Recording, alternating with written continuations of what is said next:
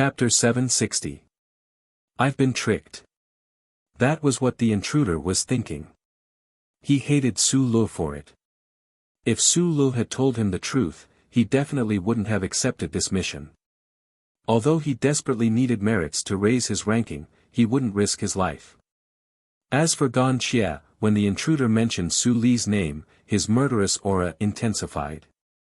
Before this, Xiao Xian had told him that if he wanted to know if Rock Hill City really existed in the desert and if they really used the Han tribesmen as puppets, all he had to do was wait a few days. Xiao Xian knew that Su Lu wouldn't give up so easily. If they really valued the Han tribesmen like Gan Xie, they would definitely think of a way to snatch him back. Xiao Xian didn't know if the Han tribesmen had the same physique as Gan Xie, but with Gan Xie's physique, if he was turned into a puppet, he would definitely be a powerful force. Su Lu would definitely think of a way to get someone to steal something so important back. If no one came after a few days, it would mean that Su Lu didn't value Gan Xie that much. Xiao Xian would also let Gan Xie go to the desert. However, reality proved that Su Lu did value Gan Xie a lot. Why did Su Lu send you here? Gan Xie asked again. He wanted to know why Su Lu valued him so much. For the sake of survival, the intruder didn't want to waste too much time talking. He directly told them everything he knew about Su Lu to attract their hatred. Fortunately, he had asked a lot of questions before accepting this mission. Su Lu said that the stolen item was very important. It was given to him by an important person in Rock Hill City. After some time, he would have to hand it over to someone else.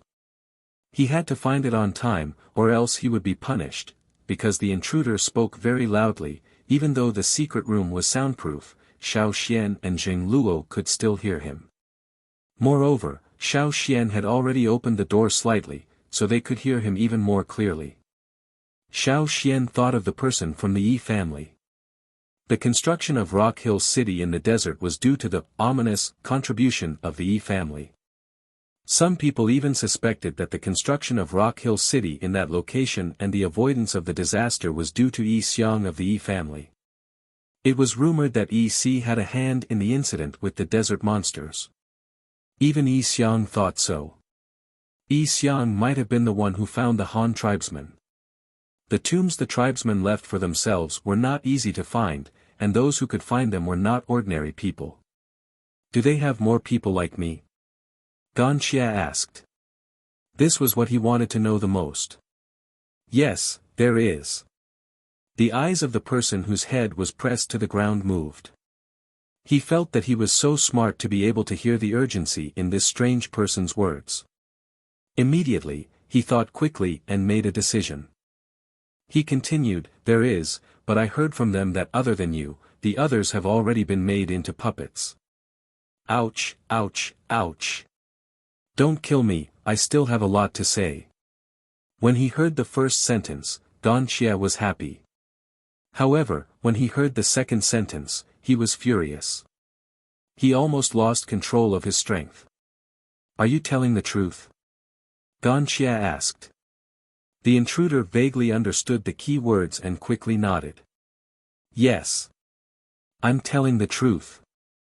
I swear. It's because everyone else has been made into puppets and you're the only one left. This is a hurdle for the others. As you all know, there's more than one person in Rock Hill City who can control puppets. If any of them can turn you into a puppet and cross that hurdle, they'll be promoted. As for the person beside Su Lu, if he can't turn you into a puppet within the stipulated time, he'll have to give you to the next person. In other words, other than Gan Xie, everyone else in the Han tribe had been turned into puppets. The reason they kept Gan Xie alive was to give the other controllers a test. Whoever could solve this question would be promoted. Gan Xie was just a test subject. Everyone who took the test had a limited amount of time to solve the question. If they couldn't solve the question within the time limit, they'd have to give it to the next candidate. No wonder Su Lu and the person beside him were so anxious. Not only did they fail to solve the question, they even lost it. If others knew about this, especially the higher-ups, how could they survive in the desert? How could Su Lu, who had always been ambitious to become the next lord of Luoya City, compete with the third young master, Su Gu? Xiao Xian sensed that Gan Qia's aura was unstable. He vaguely looked like he was when he was agitated. He was worried that Gan Qia would crush the intruder to death. He knocked on the stone door and opened it wider. Gan Qia and the intruder looked at the stone door. Xiao Xian looked at the person who was caught and asked, "Is this your robber account?" Stolen numbers were the numbers within the word thief. This was what Xiao Xian learned from the people who used to be thieves. Robber 11. The intruder saw that the Yanjiao had finally revealed himself. Xiao Xian shook his head, "You're not. I've seen Robber 11 before. The one you saw was the previous Robber 11. I'm the current Robber 11. The intruder quickly said. Your ranking changed again. Xiao Xian asked, "Is the previous Robber 7 dead?" The current Robber 11 was shocked. The Yanjiao had an old grudge against the robbers. He had already cursed Robber 7 countless times in his mind. No. If you're talking about the Robber 7 from a few years ago, he's still Robber 7 now. It said that one time when he failed a mission, Robber 6, who was with him, blew the whistle and was rescued by others. Robber 6 and Robber 7 were useless. You might not know this, but we have a rule, especially the top 10. If they failed a mission and blew the whistle for help, their ranking will drop by 1 place. Robber 6 and Robber 7 were demoted because of that failure. However, because someone before them died, their overall ranking rose by 1 place. They're really lucky. Robber 11 didn't finish his sentence. Other than Robber 2, who was in front of Robber 6, Robber 9 was also killed on the other side of the sea. With 2 deaths, those who were once in the 11th and 12th place were now in the top 10. As for Robber 11, he was once in the 13th place and was now Robber 11. He was only 1 step away from the top 10. He didn't dare to cross the sea to the other side of the continent. He didn't want to be killed like Robber 9. Therefore, he was waiting for someone to die before him. He just needed to maintain his achievements. Now that Su Lu came looking for him, Robber 11 was tempted. It wasn't just because of the benefits Su Lu promised. The Yanjiao tribe was in the limelight. If he could steal something from the Yanjiao tribe, his achievements would be even greater. He might even be able to squeeze the people in front of him down the list. The Yanjiao tribe was strong, but there were only so many of them. After he found out the location of his target with the help of the worm, he observed the surroundings of the Flaming River Castle for a few days. There weren't many guards inside, and there were also many people from other tribes. He liked places where people were mixed because it was convenient for him to hide. However, Robber 11 didn't expect the Yanjiao to set up a trap for him. Robber 6 and Robber 7. Blow the whistle. Xiao Xian recalled the situation in the forest when they were looking for the green-faced fanged beast. Robber 6 was the one helping Robber 7. They blew the whistle and were rescued. Robber 11 was still talking, obviously insulting Robber 6 and 7 and cursing Su Lu. Xiao Xian suddenly asked, "Do you know why Robber 6 and 7 were demoted?" Robber 11, who was in the midst of mocking Xiao Xian, was stunned. He looked at Xiao Xian in confusion. At the same time, he had a bad feeling. Back then, Robber 6 and 7 wanted to steal something from Yanjiao. They were chased by me, so they had no choice but to blow the whistle. Otherwise, they would have been smashed to death. Xiao Xian closed the stone door again. Robbers were more hated than Changles. Not only did they take pride in stealing, they would do anything to get it. Back then, some of the people from other tribes who entered the forest with Xiao Xian were killed by robbers. Tonight, if it weren't for Xiao Xian's arrangements, some Yanjiao people would have been killed as well. For example, the 2 Yanjiao people who were guarding the entrance of the secret passage. Robber 11, who was locked inside, was stunned by Xiao Xian's words. He wasn't one of the top 10 robbers. He didn't have many resources and he wasn't well informed. It wasn't easy for him to find out the movements of the top 10 robbers. Of course, he didn't know why robbers 6 and 7 were demoted. If he knew that robbers 6 and 7 were killed by Yanjiao people, he wouldn't have come here even if he was beaten to death. Su Lu, you fucking set me up. Robber 11 thought. If he could get out of here alive, he would definitely kill Su Lu and everyone around him. Unfortunately, Gan Xie didn't plan on letting him go. Gan Xie already knew from Xiao Xian that the puppets in the desert were lifeless creatures with no self-consciousness. The remaining people in his tribe were all turned into puppets. In other words, he was the only one who was truly alive. But in reality, Gan Xie himself couldn't continue the Han tribe. He couldn't be considered a normal person anymore. If Xiao Xian didn't bring him here, he could imagine what would have happened to him. No matter what Xiao Xian's original intentions were, Xiao Xian did bring him back to life. He hated the Rain tribe, but in comparison, he hated the people in Rock Hill City who turned his people into puppets. They were his enemies. In his grief and anger, this robber 11 who wanted to bring him back to Rock Hill City and hand him over to his enemies became even more despicable. This time, Xiao Xian didn't come in to interrupt. Gan Xie's rising anger made the energy in his body restless. His red eyes glowed fiercely as if his blood was boiling. It was as if he was about to break through the barrier in front of him. An aura of grief and indignation seeped out of his body and surged forward. A long howl suddenly sounded. The air in the secret room churned as if a hurricane had been set off. Robber 11, who was pressed in front of Gan Xie, felt it the most intensely. His entire body trembled from the wind and he was shocked. This wasn't a sound that could be made by a normal person's throat and lungs. The sound was formed by the airflow coming out of his nostrils and the roar coming from his mouth. It was like the roar of a nocturnal beast in the forest. The entire secret room was shaking. Not just the secret room, but the entire flaming river castle was shaking. After a pause, a second long howl followed. An even fiercer aura erupted from Gan Xie's body. With Gan Xie as the epicenter, it surged outwards. This second howl was louder than the first. The rising energy turned into a roar. The dust on the floor, ceiling, and everywhere else was pulled out by this howl. It flew up and down along with the turbulent airflow. The howl came from the flaming river castle. However, because of some narrow vents and the echoes within the castle, the howl had an inexplicable sense of strangeness. It sent chills down the spines of those who heard it in the night. Many people woke up from their dreams. Many travelers were already on high alert. The sound made them sit up straight from their animal hide cushions.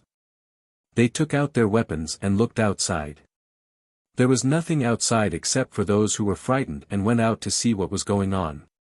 What's going on? Are there fearsome beasts? I didn't hear the Yanjiao's warning. The last time a fearsome beast came, they blew the whistle. Maybe the Yanjiao people forgot to blow the whistle. Or maybe they didn't want to blow the whistle. The conspiracy theorist's mind started to wander as he thought of all the possibilities. The birds in the nearby forest screamed and flew away, not caring about their confused sense of direction in the night. This made people feel even more uneasy. The howl sounded 3 times, each time more terrifying than the last. Some people guessed that the Yanjiao must have secretly raised a fearsome beast to guard the flaming river castle. It was just that no one knew about it. No one knew why it was exposed this time. Maybe it was to guard against people who wanted to sneak into the flaming river castle. The howl made some people give up on the idea of entering the castle, but it also made some people restless, like the Chonglis. Not long ago, they left the flaming river castle and went out to play. They saw the customs of different tribes and even watched some tribes merge their fire seeds. However, to them, those tribes were too poor, so they didn't want to help. In the end, they decided to go back to the flaming river trading point. This time, they came back for a few days. They couldn't stay idle and wanted to leave again, but they didn't expect to encounter something like this. I really want to go in and take a look, Wu He said. Aren't you afraid of being caught by the Yanjiao again? Someone beside Wu He disagreed. The experience last time was too deep. He didn't want to go through it again. Among them, some agreed, some disagreed. In the end, Wu He went to EC in the middle of the night to ask him. He had been taken advantage of before, so this time, he wanted to listen to EC's opinion. EC was startled awake by the 3 strange howls at the Flaming River Castle. Now that it was quiet, he was woken up by Wu He again. He was still yawning. When he heard Wu He's words, EC stopped yawning and said, "If you want to die, go ahead. Don't tell me you know me. Don't drag me down."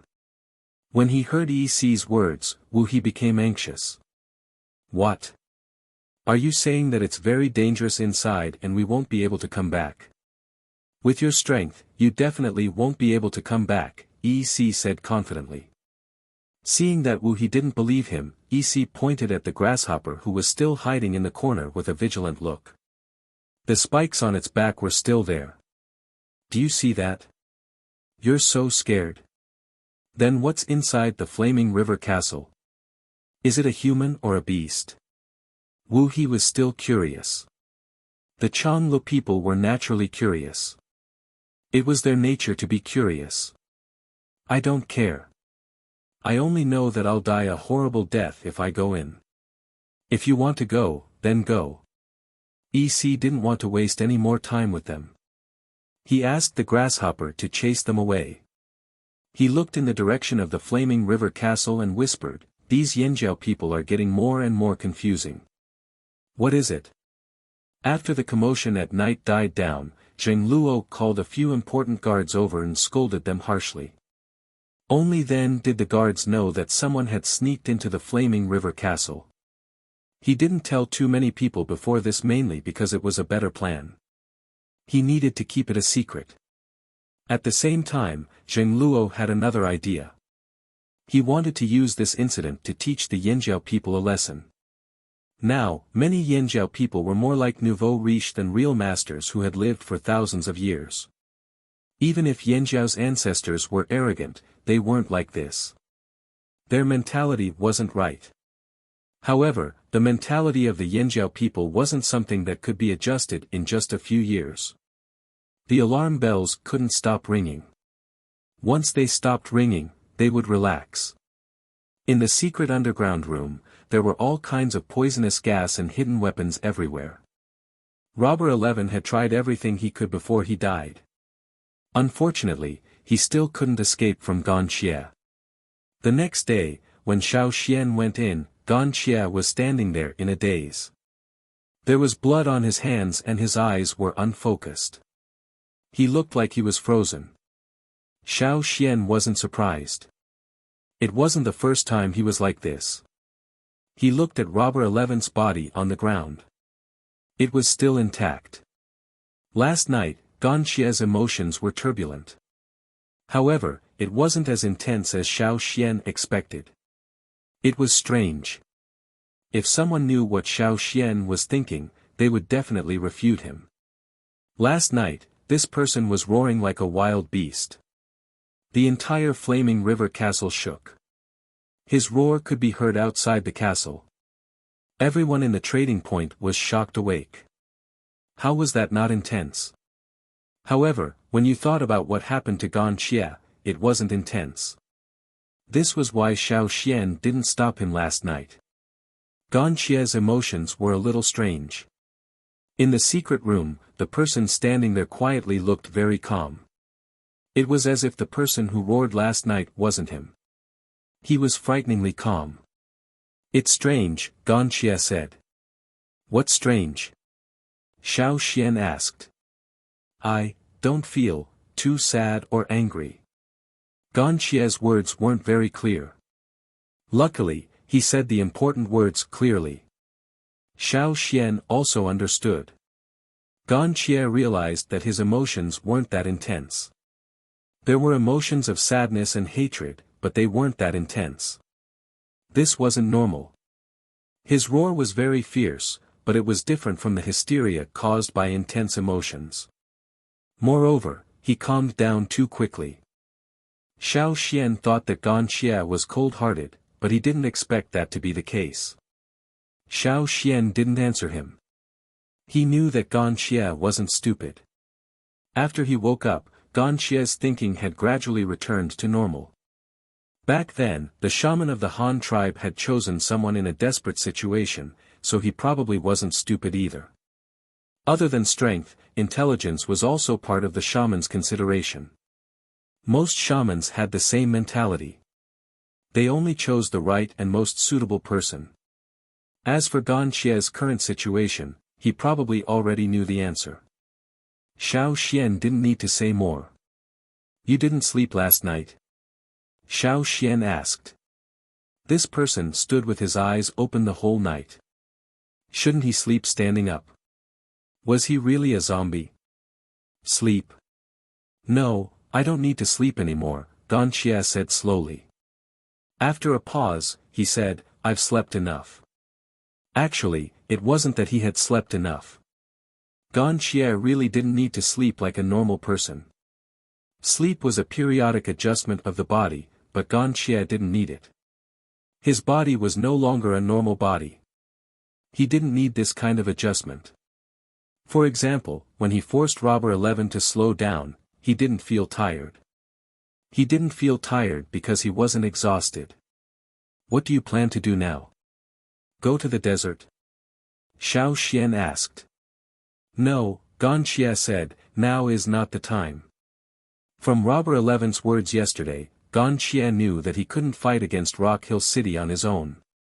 The fact that they could turn his tribesmen into puppets showed that they were very powerful. If it was a normal Han tribesman, he might have rushed to the desert on impulse.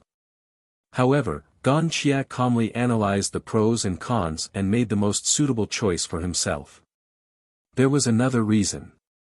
He didn't understand the current world.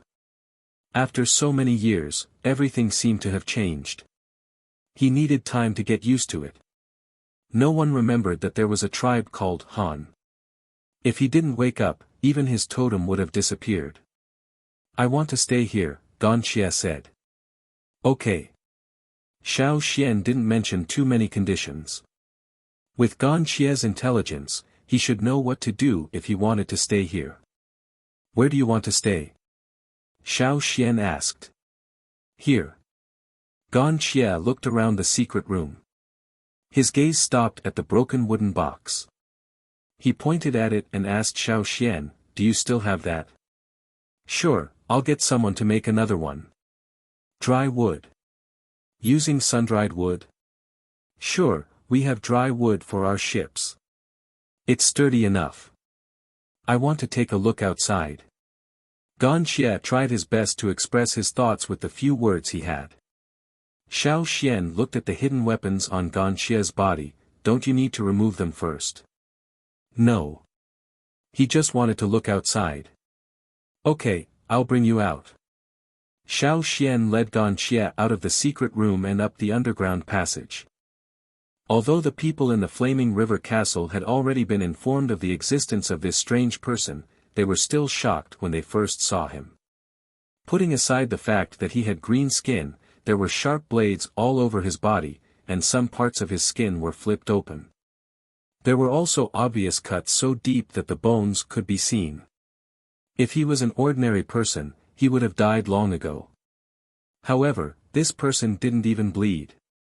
It was as if all the wounds and sharp weapons on his body didn't exist. He followed Xiao Xian with a stiff face. Xiao Xian didn't bring him out.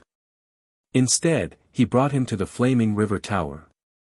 "If we go up, we'll reach the top of the Flaming River Tower. However, I think it's fine here," Xiao Xian said. Gan Xie stood here and could see the entire trading point. He could also see the mountains and forests in the distance.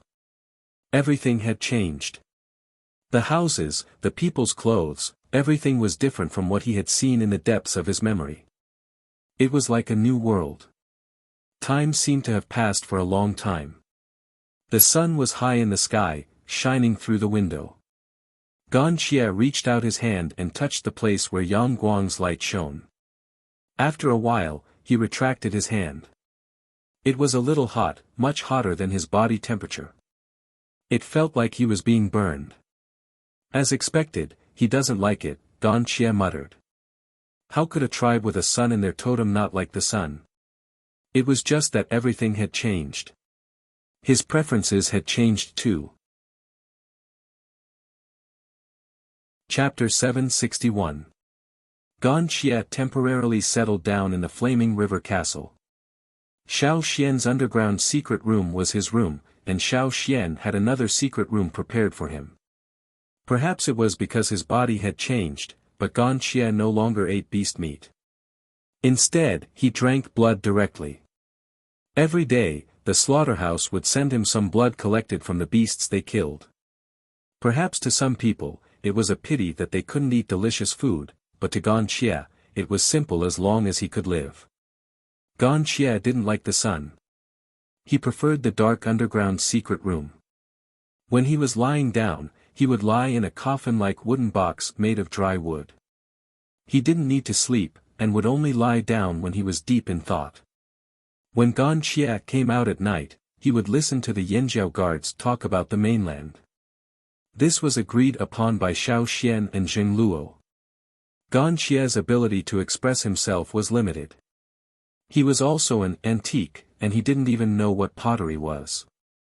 Perhaps it was because he had been buried underground for so long that he couldn't speak fluently. He even had a strange accent. Perhaps Gan Xie would be able to change if he listened to other people's words. On the other hand, the Yanjiao people didn't completely trust Gan Xie. After all, they weren't from the same tribe. Gan Xie was too dangerous, especially at night when most people weren't in a good state of mind. It was better to have a person like this in front of them than not to see him at all. At first, the guards were nervous when they saw Gan Xie. They had heard the screams that night, but they didn't expect it to be made by a human. Gradually, they got used to it. Gan Xie was actually quite easy to get along with. He didn't talk much, and even if he did, he would only say a few words. If the Yanjiao needed help, he would help the guards.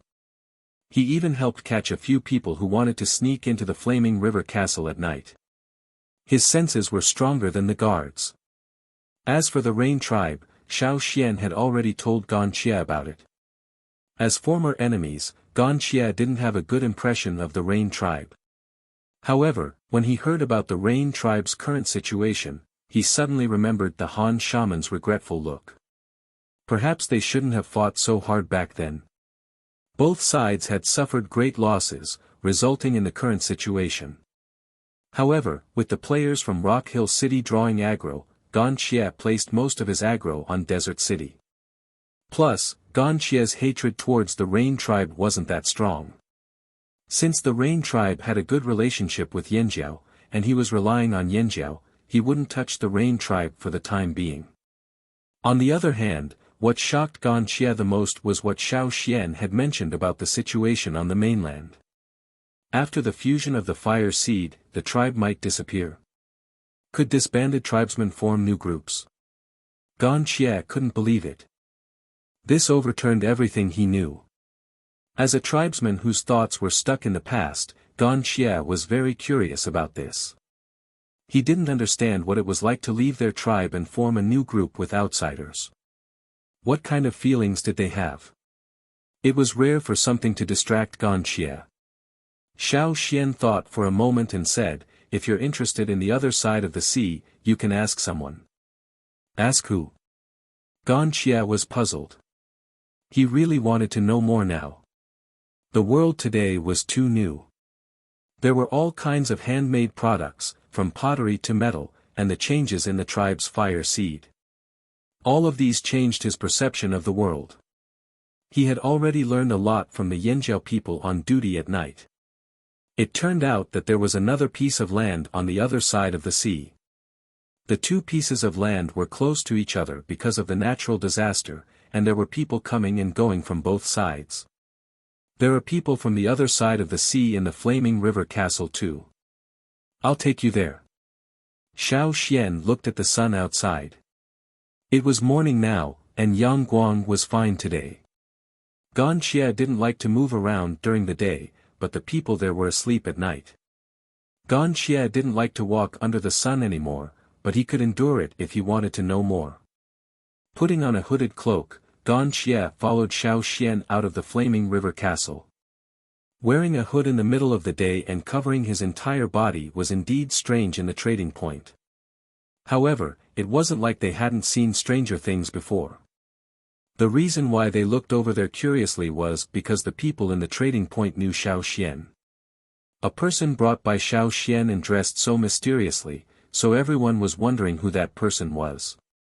EC was busy with the things at hand.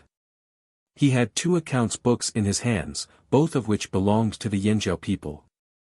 One was a tally of the things that travelers paid when they entered the Flaming River trading point in the past 30 days. The other was a tally of the rent. Some of the smaller tribes nearby had already set up shop here and would pay rent every 30 days.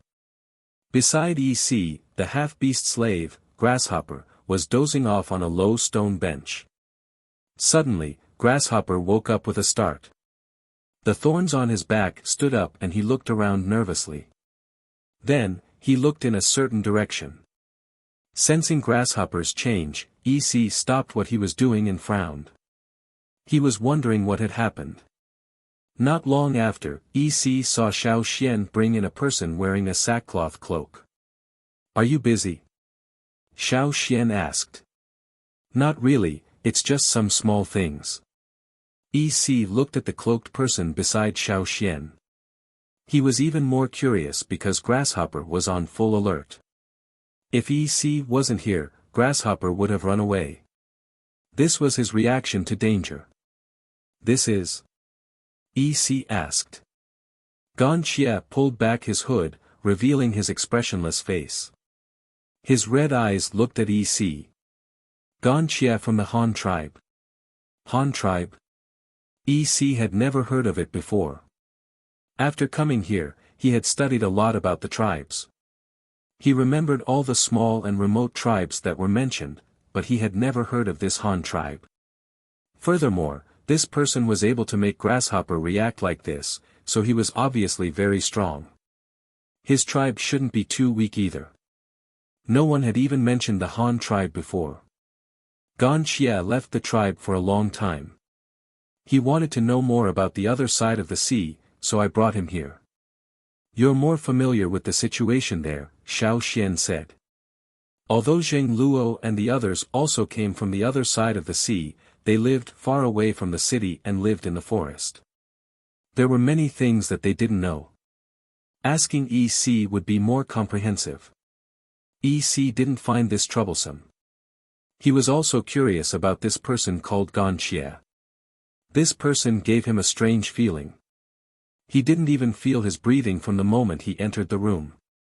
If Gan Xie stood there without moving, he would really look like a stone statue. EC was about to agree when he heard some movement from the window. "EC, I still can't accept this. Tell me about the Flaming River Castle." Wu He, who was climbing through the window, saw the situation in the room and his face turned pale. His whole body seemed to be embedded in the window. He froze there and didn't dare to go any closer. "Sorry, wrong door." As he spoke, Wu He turned to jump out of the window. However, Xiao Xian grabbed him by the back of his shirt and dragged him back in like a chick. As for the other Changlis behind Wu He, they immediately fled upon seeing Xiao Xian, ignoring Wu He. It wasn't that they didn't care about Wu He's life. They had to protect themselves first and then wait for an opportunity to save him. If it were any other Yanjiao who caught Wu He, they wouldn't be so scared. They might have rushed over to save him on the spot. However, it was Xiao Xian who dragged Wu He in. They still remembered that he was the one who slapped them down from the sky. They were instantly scared. "I didn't steal anything this time," Wu He quickly explained. He knew he couldn't escape from Xiao Xian's grip, so he stopped struggling and tried to sound sincere. "I really didn't steal anything. I didn't ask you that." Why are you so guilty? Xiao Xian dragged Wu He into the room. No. I'm not guilty. Definitely not. Wu He said. Then what did you mean just now? Did you want to sneak into the Flaming River Castle at night? Xiao Xian asked. No. Definitely not. Really? Wu He denied. Although he did have this intention, he still couldn't hold back his curiosity. He discussed it with his companions and decided to ask Yi Si for his opinion. Who knew that he would be caught by Xiao Xian the moment he arrived? He wouldn't admit it even if he was beaten to death. Although Xiao Xian's tone was calm, he was still worried that Xiao Xian would turn hostile the next moment and kill him right here and now. After hearing Wu He's words, Xiao Xian only chuckled, Wu He became even more nervous under Xiao Xian's stare. He didn't know what Xiao Xian was trying to do. Was he going to lock him up in the cave again? You guys seem to have a lot of free time recently, Xiao Xian said slowly. No, we're planning to leave today. Wu He was about to promise that they would leave the Flaming River trading point as soon as possible when Xiao Xian said, I'm afraid you guys won't be able to leave. Wu He's heart skipped a beat. What do you mean? Xiao Xian slapped Wu He's shoulder. I have a mission for you. After being slapped by Xiao Xian, Wu He's legs turned to jelly and he almost knelt down. He was really afraid that Xiao Xian would kill him. After hearing Xiao Xian's words, he became alert again. What? Xiao Xian pointed at Ganxie. Answer his question. Huh? Wu He turned to look at Ganxie, who was as invisible as a rock man. He was too focused on guarding against Xiao Xian just now and only noticed this person now. Who was this bald guy? He didn't look like someone easy to talk to. It was better to stay away from people like him. Wu He immediately categorized Ganxie as someone he should stay away from. The Chonglis were very observant in this aspect. However, looking at Xiao Xian, if he didn't agree to this mission, he might not be able to leave this place alive. All right. Brother, what do you want to ask? Ganxie retreated to a spot 3 steps away from Ganxie and Xiao Xian and asked carefully. It's about the other side of the sea. For example, the origins of some of the gangs. You can talk about the Chonglis too, Xiao Xian said. Not the Chonglis. Can you talk about other people? Sure. Ganxie will ask if you have any questions. Are you going to let me go after that? Sure. Ah, that's easy.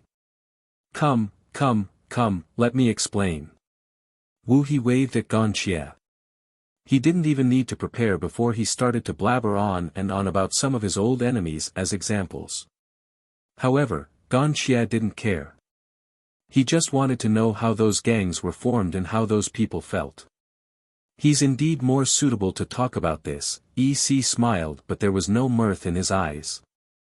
He turned to Xiao Xian and asked, did you bring him back from the desert? Yi Si had always wanted to know more about the desert. Unfortunately, he didn't have a way to get information. Xiao Xian was also about to ask about Yi Xiang from the Yi family when a whistle sounded. It wasn't a sharp warning whistle. It was a reminder. Someone was coming to the Yanjiao tribe. Let's talk about this next time. I'll go take a look. Xiao Xian turned to Ganxie and said, you stay here. Ganxie nodded. After Xiao Xian left, Wu He couldn't stay any longer. He wanted to go out and see what was going on. Since Xiao Xian wasn't here, the biggest threat was gone. He was emboldened again. Unfortunately, just as Wu He was about to leave, Ganxie grabbed his arm. Ouch, ouch, ouch. Be gentle. Let's talk nicely. Don't hit me. Wu He retracted his foot. He was about to scold Ganxie when he saw Ganxie's bloodshot eyes. Suddenly, he felt a gust of cold wind behind him. On the other side, Xiao Xian arrived at the Flaming River Castle. Zheng Luo and Duo Kong were standing on top of the Flaming River Tower, looking into the distance with their binoculars. What happened? Xiao Xian asked. I can't see clearly, but it looks like someone is coming, Zheng Luo said as he looked into the sky. A white figure was flying towards them at lightning speed. It was Gigu's white falcon. The bird was holding a piece of cloth in its claws. There were words on the cloth. Xiao Xian opened it and said to Zheng Luo, I'll go back to the headquarters first. Keep an eye on Ganxie. Go on. Zheng Luo also saw the words on the cloth. People from the D Mountain tribe were here. Chapter 762. Near the drumming tribe, crocodiles were sunbathing on the shore. Sensing something, the crocodiles that were floating on the surface of the water either dove back down or came ashore. Then, they stared at the surface of the river with emotionless eyes. The flaming river was the widest river on the mainland.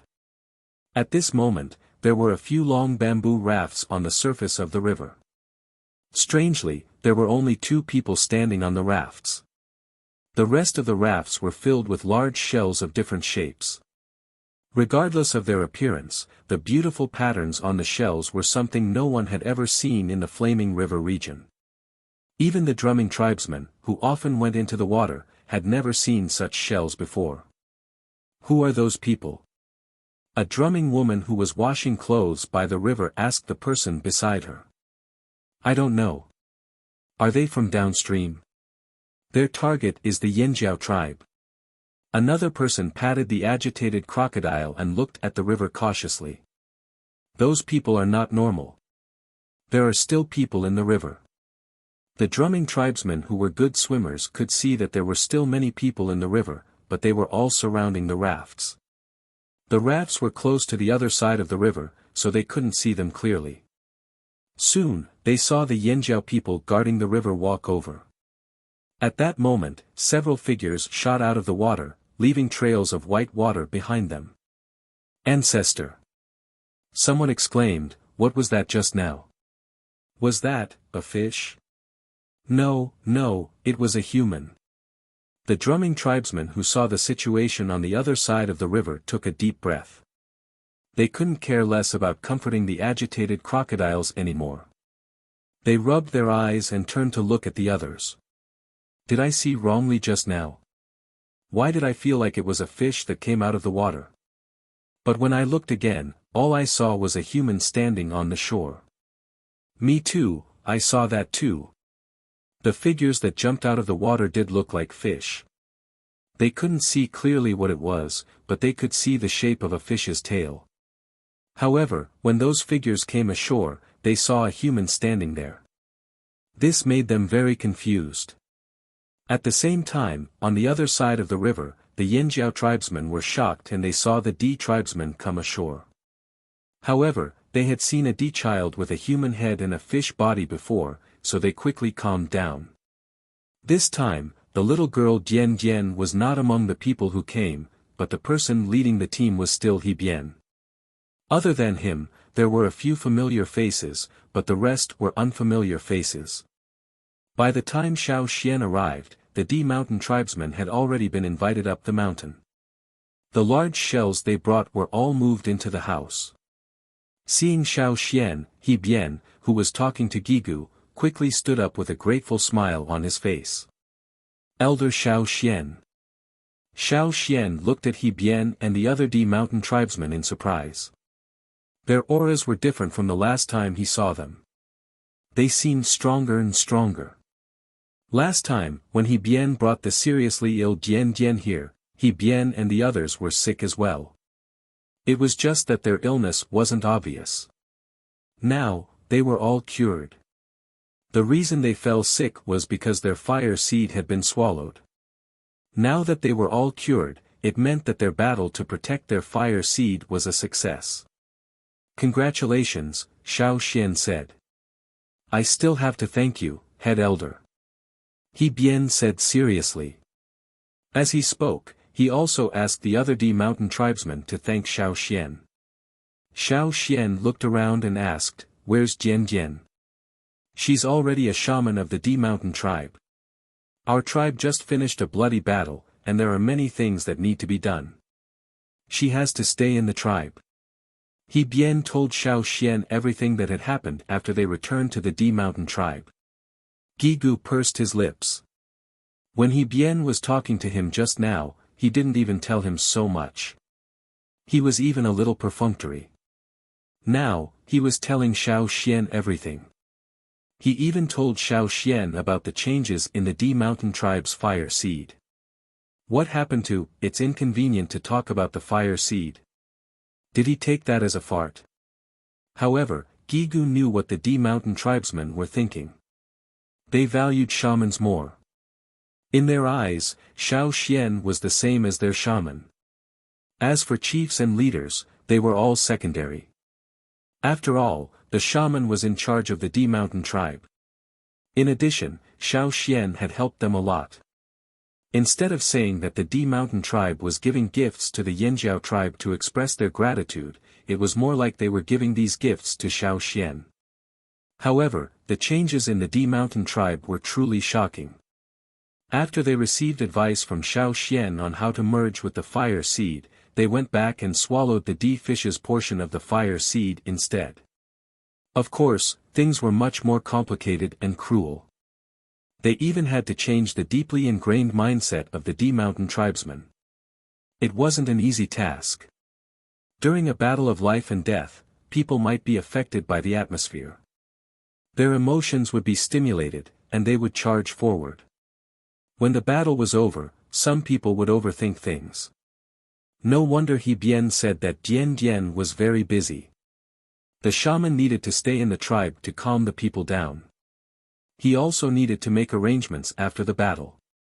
Xiao Xian listened to He Bian talk about the battle between the D Mountain tribe and the D fish as he observed the D Mountain tribesmen around him. When He Bian mentioned Dian Dian, these people's expressions turned respectful. They had heard that the previous shaman of the D tribe couldn't survive the war. It was only after Dian Dian took over that they managed to solve the fire seeds problem.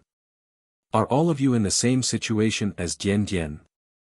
Can you transform into a fish? Xiao Xian asked. This is actually the same as awakening your totemic power. If you can awaken your totemic power, you can transform into a fish. These two are tied together, He Bian explained. Xiao Xian understood what He Bian meant. The D Mountain tribe's fire seed had swallowed the D fish's fire seed. Now that the two had merged into one, when they used their totemic power, they triggered another type of power in the fire seed. How was the merging process? Xiao Xian asked again. Although it was very difficult, it was a success in the end. I thought it would take a long time and Dian Dian was prepared for a long battle. However, she didn't expect it to be resolved so quickly. He Bian glanced at Xiao Xian when he said this. Back when Dian Dian was in Yanjiao, her transformation only lasted for one night. The devouring of the fire seed was similar to the transformation in Dian Dian's body. After the fire seed was resolved, Dian Dian said that the reason she was able to let the fire seed devour so quickly was probably because of Xiao Xian. When he thought about this, He Bian looked at Xiao Xian with even more respect. Actually, different people have different degrees of fish transformation. The stronger they are, the greater the degree of fish transformation. He Bian transformed as he spoke. The patterns on his body looked like they were covered in fish scales. His arms swelled and his upper arms became more obvious. His fingers had long, sharp nails and webbed nails. As for his lower body, his legs, which were originally standing on the ground, had turned into a fish tail. His entire body looked thicker and longer. This time, He Bian and the rest of the tribe were wearing different clothes from the last time. It was much simpler and they wore fish skin skirts. The material was different from the ones Xiao Xian saw last time. There were large patches of fish scales on the skirt, and some parts of the skirt even had dark brown scales. This time, most of the D Mountain tribesmen were wearing this kind of fish skin. What is this fish skin? Xiao Xian asked. The D fish skin. It was obvious how much the D mountain tribesmen hated the D fish. However, the D fish skin was indeed more suitable for the D mountain tribesmen. It was more flexible and more suitable for swimming in water. He Bian told Xiao Xian about the gifts they brought this time. When they left last time, they promised that they would send gifts as soon as the matter was resolved. The D mountain tribesmen rarely used wooden boxes. They preferred to use natural materials. After some processing, they could turn them into suitable tools. For example, the big shells that were used as shipping boxes this time. There were 10 big shells. 3 of them contained pearls and other gemstones, 3 of them contained seashells, and 4 of them contained food. Salted fish. Xiao Xian looked at the dried fish in the shells. He picked one up and looked at it. These are not big fish. We usually eat them, so we brought the ones that we think are tasty. He Bian scratched his head. We wanted to bring some big sea beasts, but it's too far away. It's not easy to deliver them. If you come to the D mountain tribe, we'll catch as many as you eat. Xiao Xian didn't mind the size of these fish. Sea fish were good too. The people here mostly ate freshwater fish. Many of them had never eaten sea fish before. Oh right, there's one more thing. He Bian became serious. When we came here, we saw some strange people. We didn't understand what they were saying. They wanted to steal our things, so we killed them. He Bian took out a small golden plate. There were words engraved on it, but he didn't recognize the words. Xiao Xian took the plate. He Bian didn't recognize the words, but he did. They were words from the other side of the sea. Many people had already come to the Flaming River area. Chapter 763. Last time, when He Bian brought Dian Dian up the Flaming River to search for a cure, he had suffered because of his lack of experience. This time, when he brought Dian Dian up the Flaming River again, he learned to be smarter. He was even more vigilant of the people and things around him. Anyone who tried to get close to them, no matter who they were, would be killed. The D mountain tribesmen might seem friendly in Yanjiao, and He Bian always had a smile on his face, but anyone with sharp senses could sense the murderous aura emanating from them. It wasn't directed at Yanjiao, it was just that they couldn't hide their murderous aura. Then, they looked at the wooden raft with the large shells. There were many bloodstains on it that hadn't been washed away by the river. Some belonged to them, and some belonged to the people and beasts they met along the way. Plus, the D mountain tribesmen had just gone through a battle of life and death. They were at their peak, and they would kill anyone who dared to mess with them.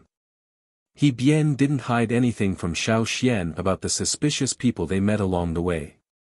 After all, the D mountain tribe lived far away, and outsiders rarely came here. However, it was different here in Yanjiao. If these people were really from the other side of the sea, they might be a threat to Yanjiao. It was better to be on guard against them. Ah, I almost forgot. He Bian came to the 3 large shells with all kinds of seashells, but these weren't what He Bian was looking for. He looked at the 3 large shells and opened one of them. Among the many smaller shells, there was a slightly larger shell that was about the length of an arm. This shell looked like 2 hands with their fingers crossed. The cracks were stuffed with something and water was seeping out. After He Bian carried it out, he used the sharp corner stone in his hand to skillfully pry at a few places. Then, with a little force, the shell was pried open. Inside, there were many small fishes with their bellies turned up. Xiao Xian pointed at the dead fishes and looked at He Bian in confusion. Dead fishes? No, these people aren't dead. They've just been fed medicine. It's like they're dead, He Bian said. When they were still in the D mountain tribe, they would sometimes catch a lot of fish, but they couldn't kill them all at once.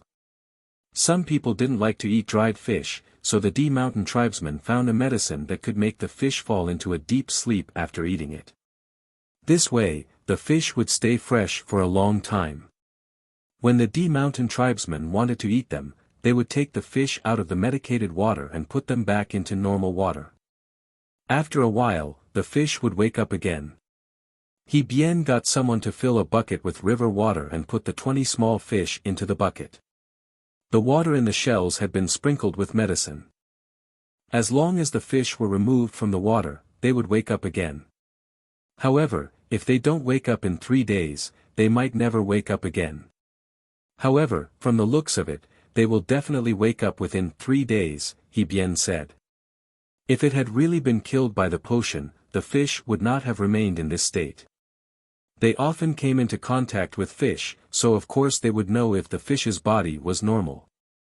This is a gift from the shamaness. The last time she came here, she saw your lake and heard that you raised fish, so she caught some fresh ones. Oh, she also made some dried fish and put them in the shells.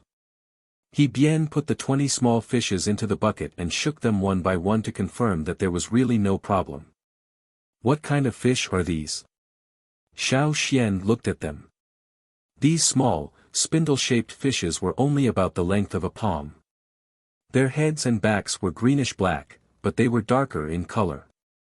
He couldn't tell what they were from their appearance. There were fishes that looked similar to them in the flaming river. They're cloaked turtles. Because when they grow up, they look like they're wearing hard armor. Don't be fooled by how small they are now. When they're just born, they're not even as big as my fingernail. However, when they grow up, they're bigger than your house. Cloaked turtles are one of them. Also, cloaked turtles are enemies with the D fish in the sea. When they meet, they will fight to the death. In the past, we helped the D fish fight against the cloaked turtles. We also often go to the river to catch their young fish to eat because the cloaked turtles will go upstream to give birth. However, after giving birth, they will return to the sea. These small fishes grew up in the river, so I'm sure you can raise them here too. He bien told Xiao Xian everything he knew. Actually, they didn't know much about the habits of the armored turtles, but they used to be on the same side as the D fish. They were also enemies of the armored turtles, so they often observed their movements. What do they eat? Xiao Xian asked. They eat, He bien was stunned. They only knew that Yanjiao raised fish and other animals, but they didn't have any experience in this area. If they were hungry, they could just go fishing. There was no need to raise them. When Xiao Xian asked this question, He bien stuttered. Just, put them in the water. They'll grow, right? Seeing He bien like this, Xiao Xian knew he couldn't get an answer from him. Sigh, they'll eat themselves in the water. When they're bigger, you can eat them. They grow really fast. He bien felt that Dian was really smart. They didn't bring any large sea beasts here, but they brought these small fishes. The Yanjiao knew how to raise them. As long as they grew up, wouldn't they be as big as large sea beasts? Xiao Xian was speechless as he looked at He bien, who was inexplicably proud of himself. If it was that easy to raise animals, it wouldn't have become a skill valued by the tribesmen. After delivering all the gifts, they followed Xiao Xian to the flaming river castle. The next day, He bien left with his men. They were worried that something might have happened to their tribe. After all, the war had just ended. As for the flaming river castle, although they were surprised, they still preferred a quiet place with fewer strangers. The D fish didn't disappear. After they lost their fire seed, many of them escaped. Now, we D mountain tribesmen kill every D fish we see, He bien told Xiao Xian before they left. After they returned, the D mountain tribe would truly start a new life. They just didn't know what the future held. Under He bien's command, the 50 or so people jumped into the river. When their heads popped out again, they had totemic tattoos on their faces. They waved their thick, scaly arms at Xiao Xian and the others before diving back into the water. Under the river, dozens of water arrows shot downstream. They were much faster than boats. No wonder He bien and the others didn't take too long to swim back. The bamboo rafts were pulled by humans. They thought that using wooden oars was too slow, so they unloaded the rafts on their way back. They didn't need to pull the rafts, so the rafts could move even faster. Xiao Xian returned to the mountain and moved the pearls and shells to Guizai's place. The other 4 shells and salted fishes were moved to Gigu's place for him to distribute the food. These were seafood. Many people in the tribe hadn't eaten them before. It didn't matter if they were used to the taste, they still wanted to try it. As for the armored fishes that He Bian brought over from afar, Xiao Xian thought about it and decided to dump them all into the new man-made river around the trading point. Because the Flaming River Bridge was directly across the Flaming River, it was more troublesome for ships to travel up and down the river. Hence, under Xiao Xian's suggestion, the Yan Jiao dug an arc-shaped man-made river channel around the Flaming River Castle and the planned expansion site. The 2 intersections of the river channel and the Flaming River were blocked with gates. This prevented dangerous fishes like piranhas from entering the river. Now, there were only some small aquatic animals that weren't a threat. Since Xiao Xian didn't know how to raise these armored fishes, he decided to dump them into the river. They didn't dump them in the man-made lake at the headquarters because it was the green duck's territory. Xiao Xian was worried that these armored fishes would be eaten by the green ducks before they could grow up.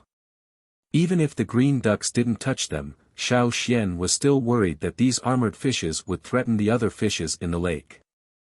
After all, a fish that could fight against the D-fish definitely wasn't an ordinary fish. The 20 armored fishes in the bucket all woke up the day after He Bian and the others left.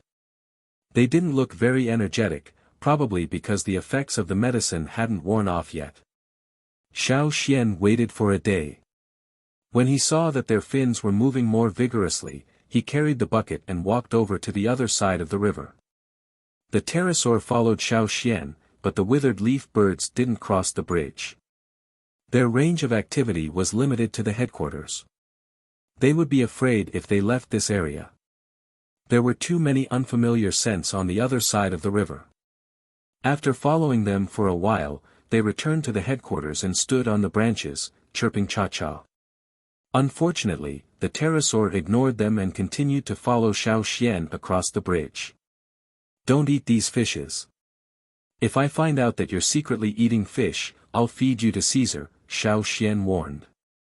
It wasn't clear if the pterosaur understood, but it looked into the big bucket Xiao Xian was carrying, chirped, and continued to follow. Xiao Xian ignored it and continued to walk towards the man-made river. The Yinjiao soldiers guarding the bridge were also curious. They watched as the great elder carried the bucket and walked towards the river. When he reached the river, he poured the contents of the bucket into the river. "Great elder, what are you pouring?" someone asked. "Fish. Be careful. Don't let anyone fish in the river," Xiao Xian said. The soldiers nodded. They would definitely keep their eyes open and keep an eye out. The 20 armored fishes were poured into the river and quickly disappeared. The speed at which they swam was completely different from when they were in the bucket. The sluice gate might not be able to stop these small fishes. Perhaps they could find a gap and swim out. After all, they were still small. However, Xiao Xian couldn't care less. He didn't care if these small fishes could really grow up. Thinking about Gan Xia and Wu He, whom he had left at Yi's place yesterday, Xiao Xian carried the empty bucket and walked towards the trading point. After Xiao Xian left, the pterosaur spread its wings and glided to the side of the river. It stared at the water for a while, then let out a series of strange chirps. This was clearly different from its usual chirps. Every time it chirped, it would make a series of chirps. The last chirp was especially long. After a while, it didn't see any reaction from the river.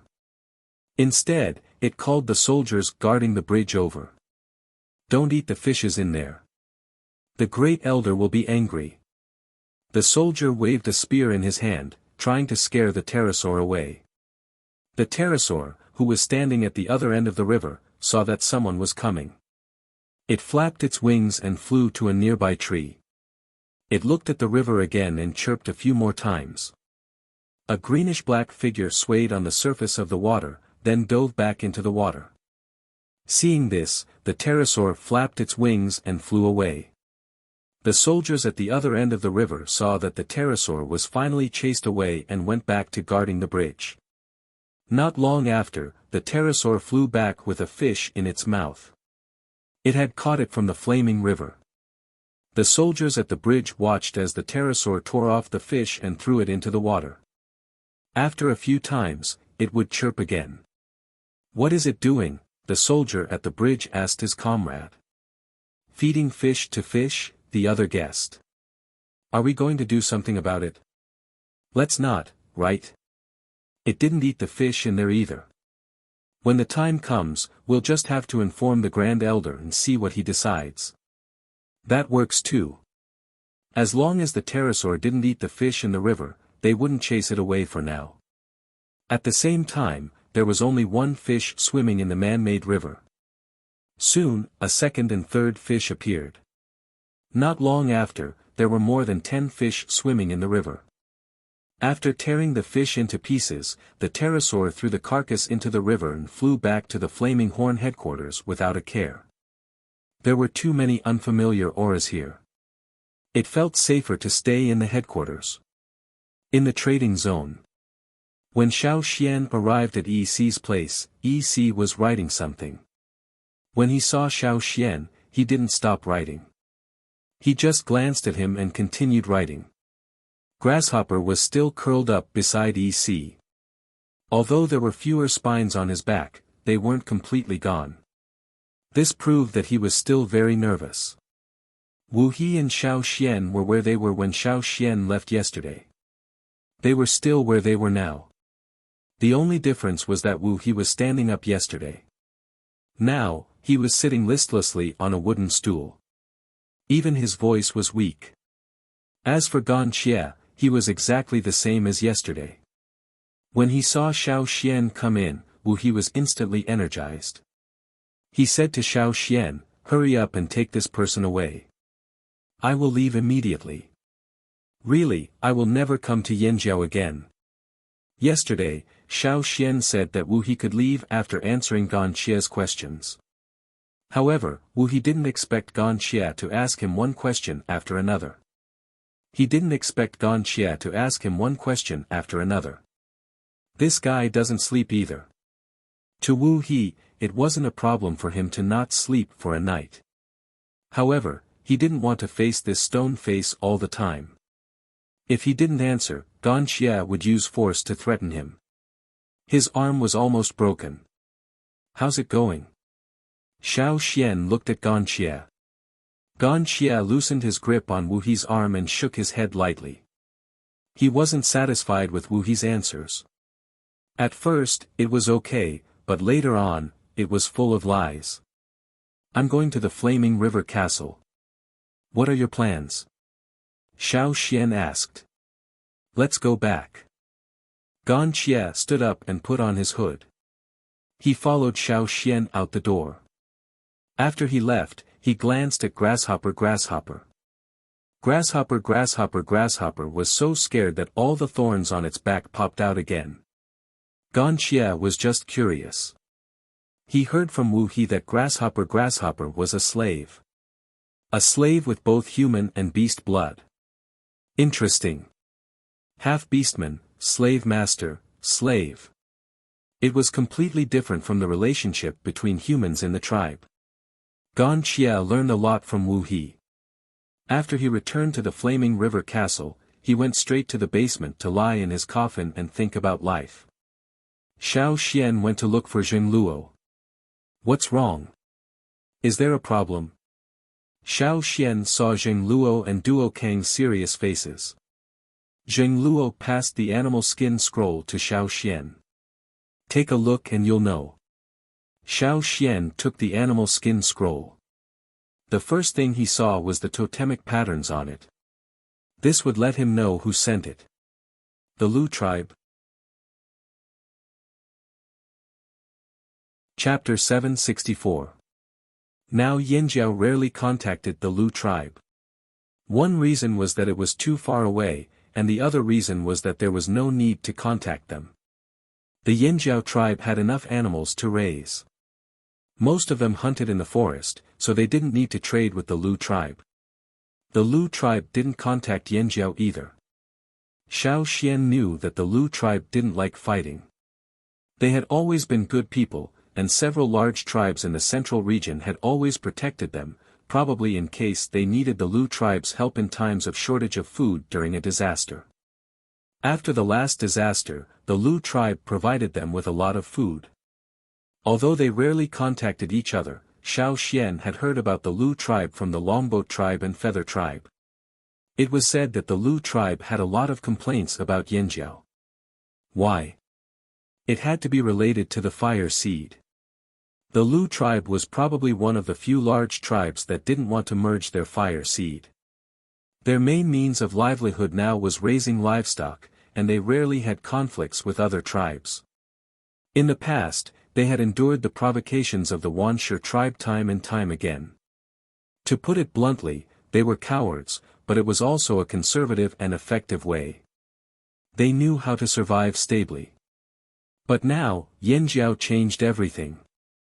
The merging of fire seeds came from the Flaming Horn tribe. First, the major tribes merged their fire seeds, then the other tribes in the central region merged their fire seeds. Either voluntarily or under coercion, they all merged their fire seeds one by one. All of them set their sights on a new goal, breaking the current situation. When the Lu tribe was in trouble, no one could help them effectively. The Mang tribe and Eight Limbs tribe were cooperating with the Longboat tribe. The Longboat tribe took some of them out to sea, and the rest helped to look after the Longboat tribe, in case someone attacked the Longboat tribe's nest while the fleet was away. The Longboat tribe hadn't finished migrating yet, but they would definitely move to the estuary in the future. Their hearts had already flown out, and they didn't want to be trapped inland. Their goal was the sea. As for the Lu tribe, the three of them didn't have time to care about them. They could only help a little, but they wouldn't help them all the time. The Feather tribe reared birds and brought back a large number of birds from the forest. They were also very busy. The place where the Feather tribe was located was easy to defend and hard to attack. Outsiders who weren't familiar with the terrain would find it hard to cause trouble for the Feather tribe. Now, the Feather tribesmen only wanted to manage their own territory. They didn't care about anything else, so the help they could provide was limited. It was said that the Thousand Masks tribe wanted to learn from Yanjiao and build a city. They also had to guard against external threats. They were also very busy and had no time to care about the Lu tribe's crisis. As for the tribes on the grasslands, they wouldn't care about the Lu tribe. They didn't have much interaction with the Lu tribe in the past. After much consideration, the Lu tribe could only ask Yanjiao for help. The Lu tribe situation might be worse than what's written, said Zheng Luo. It was only written on the animal skin scroll that the Lu tribe's beasts were being snatched away by outsiders, but since the Lu tribe was forced to seek help from Yanjiao, which was so far away, it was clear that the situation was critical. It also says that they want to move their tribe. Zheng Luo gestured for Xiao Xian to focus on the last few sentences. According to what was written, the Lu tribe wasn't sure if they really wanted to move. They just wanted to move. They're really simple-minded. Duo Kong was very dissatisfied. He was actually willing to let the Lu tribe come over. After all, the Lu tribe was good at rearing beasts. They might be able to raise more beasts. Yanjiao wouldn't mind having too many beasts. But the Lu tribe had a primitive fire seed. They wanted to bring it over. No way. Yanjiao wouldn't want to see this happen. After all, it wasn't their own fire seed. Even if it was a distance away, it would still affect their totemic warriors. Didn't they see that the tribes near Yanjiao all had merged fire seeds? Rain tribe, Drumming tribe, Taiha tribe, which one of them didn't have a merged fire seed? If the Lu tribe wanted to move over and rely on Yanjiao, that was fine. But first, they had to get rid of their primitive fire seed. Otherwise, if they brought it over, not only the Yanjiao people, but also the other tribes around them wouldn't be happy. They didn't choose to merge their fire seed. Until now, it seems like only the Lu tribe hasn't merged their fire seed, said Zheng Luo. Xiao Xian had already finished reading the words on the animal skin scroll. Today, the Lu tribe is like a chicken standing there, waiting for people to snatch it. It's a good thing they didn't merge their fire seed. If they did, all the beasts in their animal pens would have been snatched away and their people would be killed. What do you plan to do? Zheng Luo asked Xiao Xian. Let's not talk about whether they'll move or not. The Lu tribe has already listed their rewards to Yanjiao. As long as Yanjiao helps them, they'll give everything to Yanjiao. Thinking about the number of beasts listed in the scroll, Duo Kong sighed. They're really generous. The Lu tribe's rewards were already close to 2/3 of their total beasts. Maybe the Lu tribe wants to use this opportunity to get rid of the excess beasts. That'll make it easier for them to move, guessed Zheng Luo. Xiao Xian thought for a moment. I'll bring people over to take a look. Not for their rewards, but for the others. You want to use this to establish your authority? Zheng Luo immediately thought of this. I heard that people from the other side of the sea have appeared in the Flaming River area. We can use this as a warning. It's not just people from the other side of the sea. There aren't many people who can safely cross the sea. Only a limited number of people have their eyes on the Lu tribe. Other than the outsiders, most of them are tribesmen who have already started to change, Xiao Xian said in a low voice. Tribesmen. After merging their fire seeds, their ambitions are magnified and they're no longer content with their lot. They don't have to stay in one place, so naturally, they'll set their sights on other places, Xiao Xian said. After all, most of the people living on this land are tribesmen. You mean, other than scaring the outsiders, we have to do something to show the tribesmen who have other intentions? Zheng Luo understood. Sometimes, being infamous isn't a bad thing. Back then, Yanjiao's ancestors made a wise choice by making themselves infamous. Xiao Xian thought about the other tribe's impression of the Yanjiao people. Although the Yanjiao tribe was famous now, they weren't fierce enough. In such a big environment, their fierce reputation was a very good shield. At least it could deter those who had bad intentions from targeting the Flaming Horn tribe. Xiao Xian, when are you leaving? I'll go with you. Duo Kong rubbed his hands. He was already itching to go. You can't leave, Xiao Xian refused. What? Why can't I? Last time, Ta went with you to the desert. This time, you're going to the Lu tribe to kill, rescue them. It's my turn now. Duo Kong remembered this clearly. Between him and Ta, one of them had to stay in the tribe. You have to help Zheng Luo keep an eye on the trading point. There are already people from other tribes nearby. Some of them are mixed in with the travel team. They're probably investigating the trading point, Xiao Xian said. Hearing this, Duo Kong didn't insist. Compared to the Lu tribe, the trading point was more important.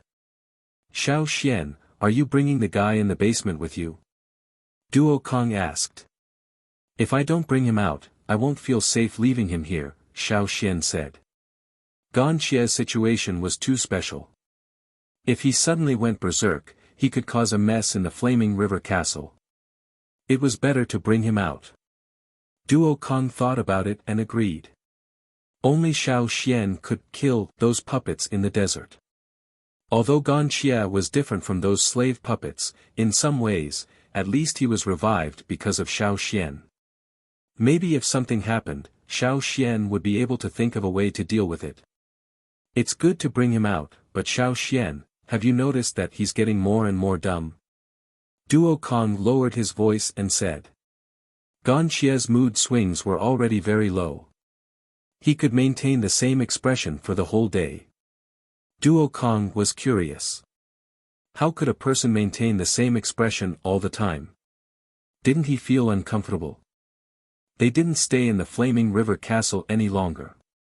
Since they had decided to bring people to the Lu tribe, Xiao Xian had to inform the people at the headquarters and select some people to bring out. After exiting the trading point, Xiao Xian didn't cross the bridge directly. Instead, he walked further away. There was a suspension bridge over the man-made river.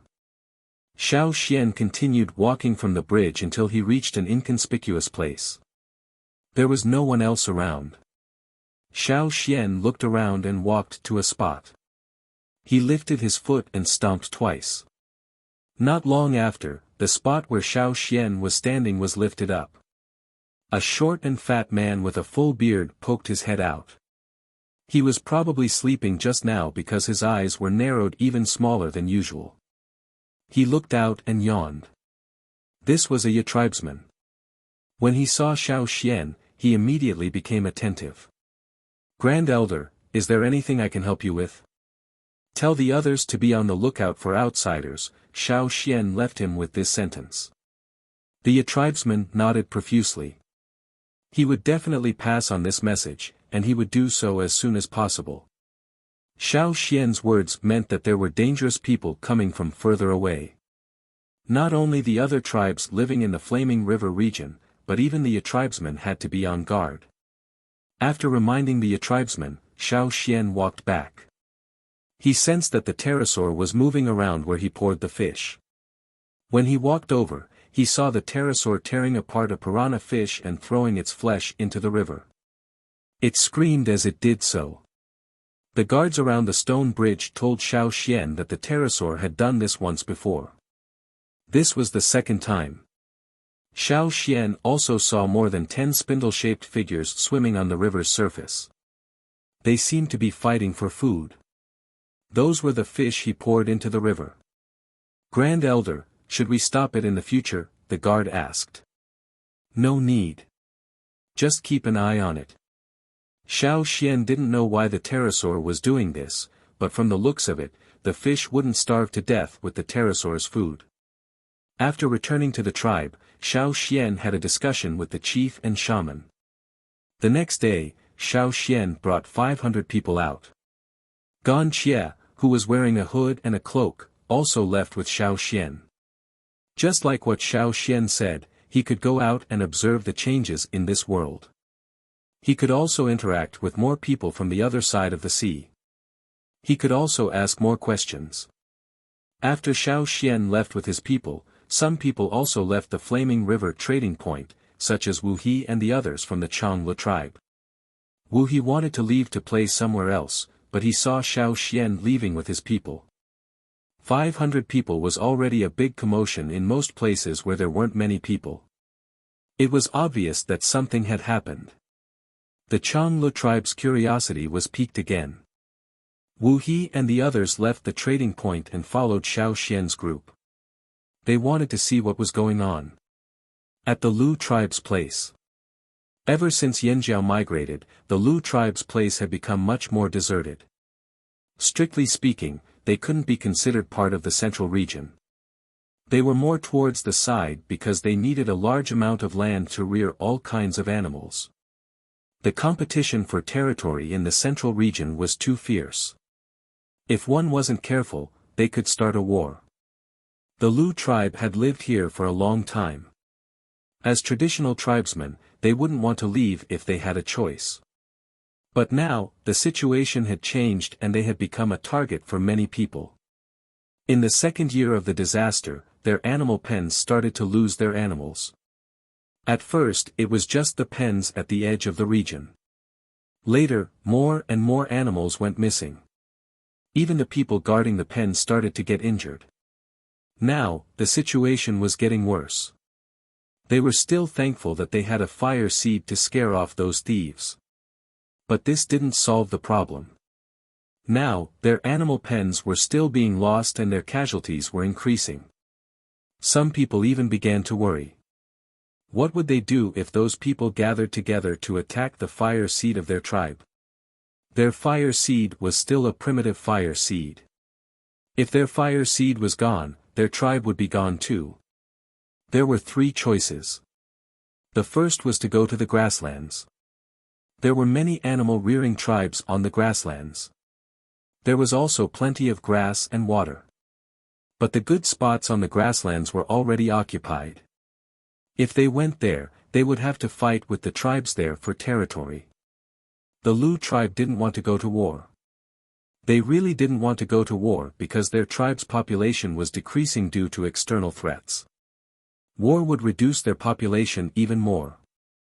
They didn't want to go to war. The second choice was to go to the Thousand Masks tribe. The Thousand Masks tribe also knew about the Lu tribe's current situation, but they didn't help them. Instead, they watched coldly from the sidelines for a while and made a request.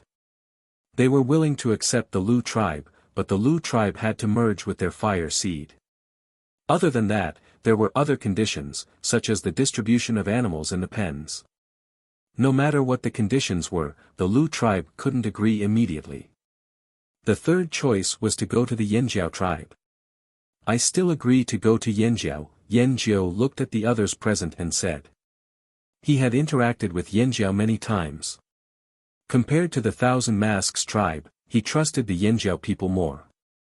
If we must merge with our fire seed, Yanjiao is definitely better than the Thousand Masks tribe, Yanjiao said with certainty. If Yanjiao can accept us bringing our fire seed over, it's not impossible to choose them, an old man said. But the others didn't agree, including Yanjiao. Don't even think about it. The Yanjiao people won't allow it. Do you know why the big tribes in the central region all let the other tribes merge their fire seeds? Because the fire seed makes them unhappy. Yanjiao sneered. Under the influence of the successive events in the tribe, he no longer cared about what he said.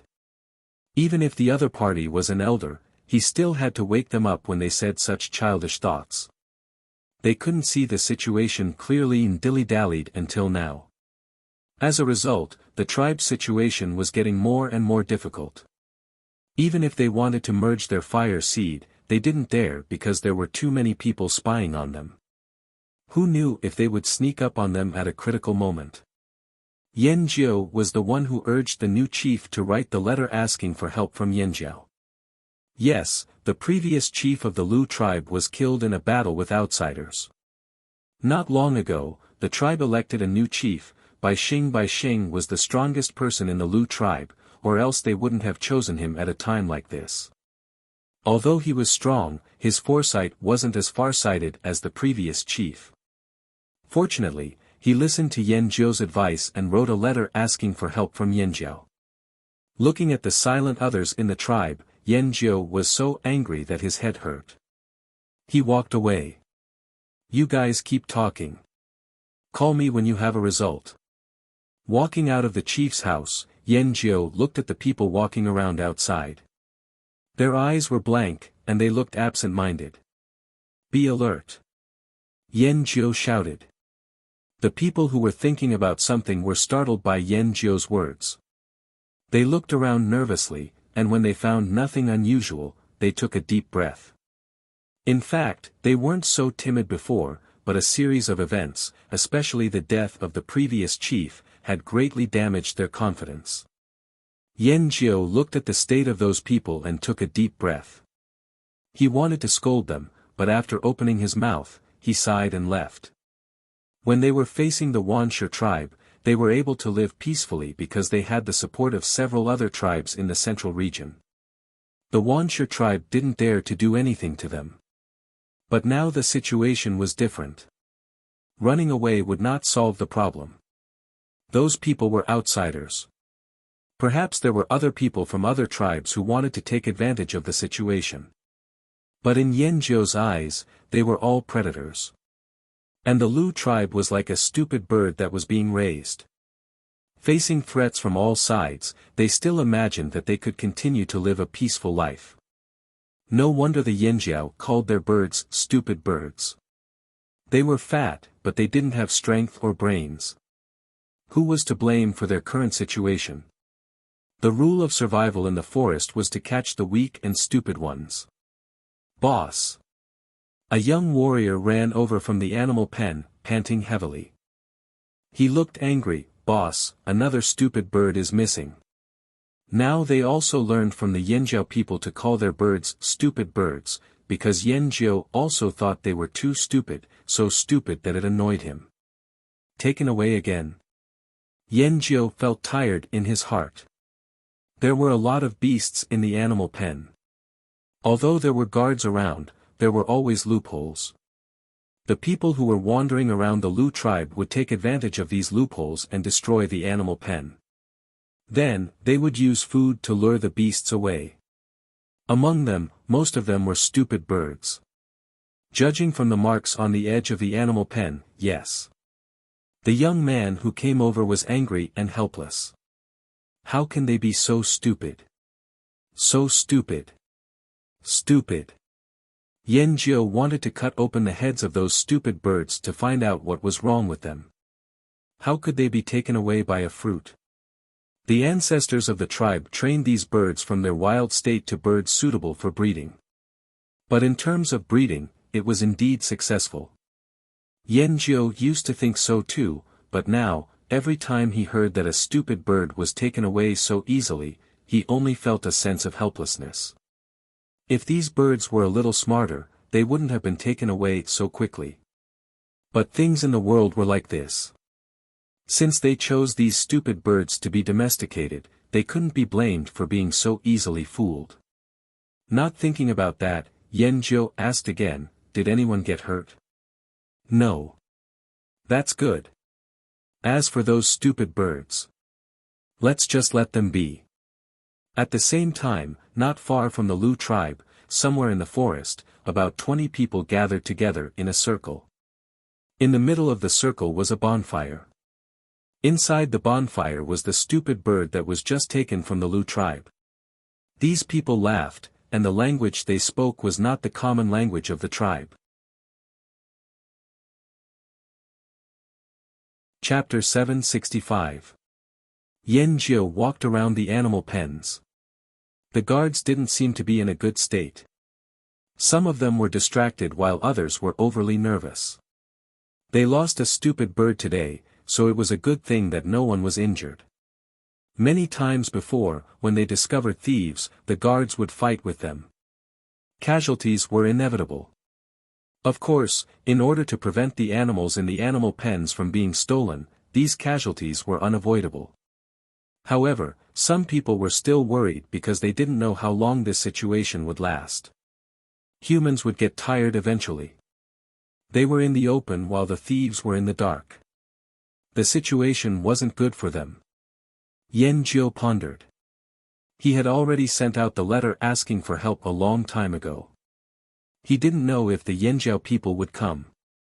Just as he was thinking, someone rushed over. Boss! Someone's here. Yanjiao was overjoyed when he heard this. He jumped up and asked anxiously, are they Yanjiao people? No, they're from the Thousand Masks tribe. Yanjiao's excitement faded when he heard that they were from the Thousand Masks tribe. He scratched his head with a conflicted expression. Boss, aren't you going over? The chief and the others are all there, that person asked. Why should I go? They won't listen even if I tell them. No, I better go. I don't want them to be fooled by the Thousand Masks tribe. Yanjiao hurriedly left the animal pen. When Yanjiao went over, the current chief of the Lu tribe, Bai Xing, was already talking to the Thousand Masks tribe. However, the atmosphere wasn't good. The leader of the Thousand Masks tribe this time was Jianfa. Yanjiao had some understanding of Jianfa. Although Jianfa always had a smile on his face and seemed easy to talk to, he was actually a person who would change his expression at the slightest provocation. Now, the Lu tribesmen were really afraid to see him. Ever since they merged with their fire seed, the Thousand Masks tribe was no longer the same as before.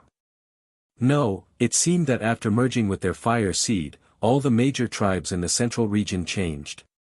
At least, they didn't look like the Lu tribesmen. Yanjiao sighed and walked in. He heard Jianfa say that the Thousand Masks tribe wanted to take in the Lu tribe. If the Lu tribe agreed, they would leave a place for the Lu tribe to live in. However, the Lu tribe had to pay a price. They didn't ask the Lu tribe to hand over a certain number of animals to the Thousand Masks tribe every year. They only needed to hand over half of their animals. Hearing this, even the Lu tribesmen who had been silent couldn't sit still anymore. If they only gave the Thousand Masks 1/3, or even 2/3, they would be fine, as long as the Lu tribe could survive this crisis. If they gave away 2/3 of their beasts at once, they were confident that they would be able to increase their numbers quickly. However, if they had to give away half of their beasts every year, it would be difficult for the Lu tribesmen. "That's not what you said last time," an elder shouted loudly. Because he was too excited, his voice was a bit strange and sharp, sounding ear-piercing. The last time Fa came to talk to the Lu tribe, he said that the Lu tribe only needed to give the Thousand Masks 1/3 of the beasts they raised every year. Unfortunately, the Lu tribe wasn't willing back then, but now they were asking for more. Fa smiled and glanced at the old man. When their eyes met, the old man subconsciously shrank back. "Last time, our chief only asked for a small amount because our two tribes are familiar with each other. Who knew that you wouldn't even agree to such a small amount of things? This time, our leader is angry, so he added another request," Fa explained calmly. But you're asking for too much. This is considered a lot. Why didn't you agree last time? Now that the situation has changed, you should know that it's impossible for things to be the same as before. You can either become independent or join a stronger tribe. Otherwise, you won't even be able to protect your fire seed. Fa was very clear about the Lu tribe's current situation. He knew who the people around him were. He wasn't just trying to scare the Lu tribe. If things continued like this, the Lu tribe might not even be able to protect their fire seed. With the Lu tribe's character, it would be a miracle if they could protect their fire seed. Right now, the Thousand Masks tribe had taken in many people from small to medium-sized tribes. They were currently building a city and lacked food. If it weren't for the fact that the Lu tribe was good at rearing beasts and had many beasts in their animal pens, the Thousand Masks tribe wouldn't have accepted such a weak tribe. Fa laughed coldly in his heart. "Don't say that I didn't warn you. If this continues, you'll be at a disadvantage. Also, who knows when our chief will change his mind." Fa finished the green fruit in his hand in a few bites and casually threw the core on the ground. He stood up and prepared to leave. Just as Bai Xing and the others were about to say something, Fa's aura suddenly changed. Under his animal hide clothes, there seemed to be something moving in the muscles on his back. The meridians extended from his neck all the way to his face. With a cracking sound, white bones appeared on Fa's face. His entire face was changing. His eyes widened and his pupils dilated. His brow bones protruded and his eyebrows were pressed down. In the blink of an eye, Fa had already turned around. He stomped on the ground and crushed the core of the fruit he just threw. A large footprint was instantly left on the relatively flat ground. Dust was splashed into the air, almost drowning people like a fog. In the midst of the dust, Fa's usually smiling face was no longer smiling. The white bones that protruded from his face covered his entire face. He looked extremely ferocious. You couldn't judge a Thousand Masks tribe member based on their temperament. You couldn't judge them based on their usual appearance. You had to judge them based on their appearance when they used their totemic power. That was why Fa's temperament was just like the specialized bones that covered his entire face. He looked like a ferocious beast that was about to go berserk. His aura was like a dark cloud that weighed heavily on the hearts of the Lu tribesmen. Seeing Fa like this, Bai Xing was furious. "You want to fight? Fine, let's fight." Just as he was about to make a move, he was held back by the elders beside him.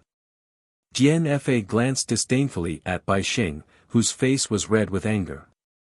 He had already told the chief that they couldn't speak nicely to the Lu tribesmen. The more they tried to be nice, the more they would drag things out until the crisis was over. GNFA didn't want that to happen.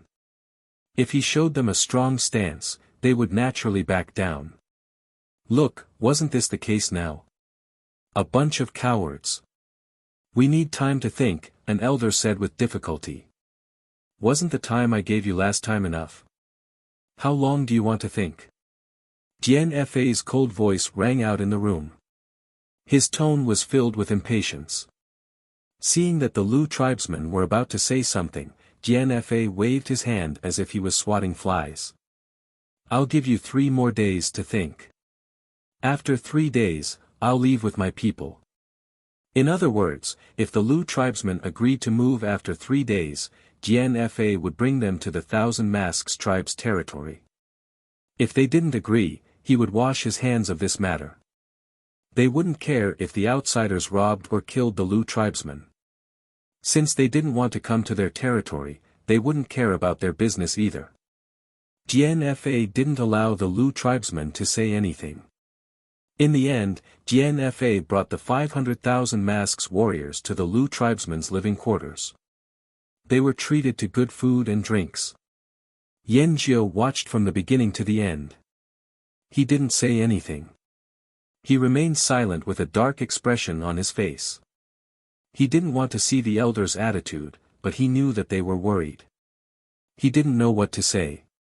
Should he join the Yanjiao instead of the Thousand Masks tribe? But the Yanjiao people didn't show up. He didn't even know what the Yanjiao people were thinking. 3 days, to the Lu tribesmen, was too short a time. The entire tribe was filled with an anxious atmosphere. This atmosphere was getting stronger by the second. The Lu tribesmen gathered together and discussed for 3 days without sleep. They argued for 3 days until their throats were hoarse. They still hadn't come to a conclusion. Yanjiu had expected this, but there was nothing he could do.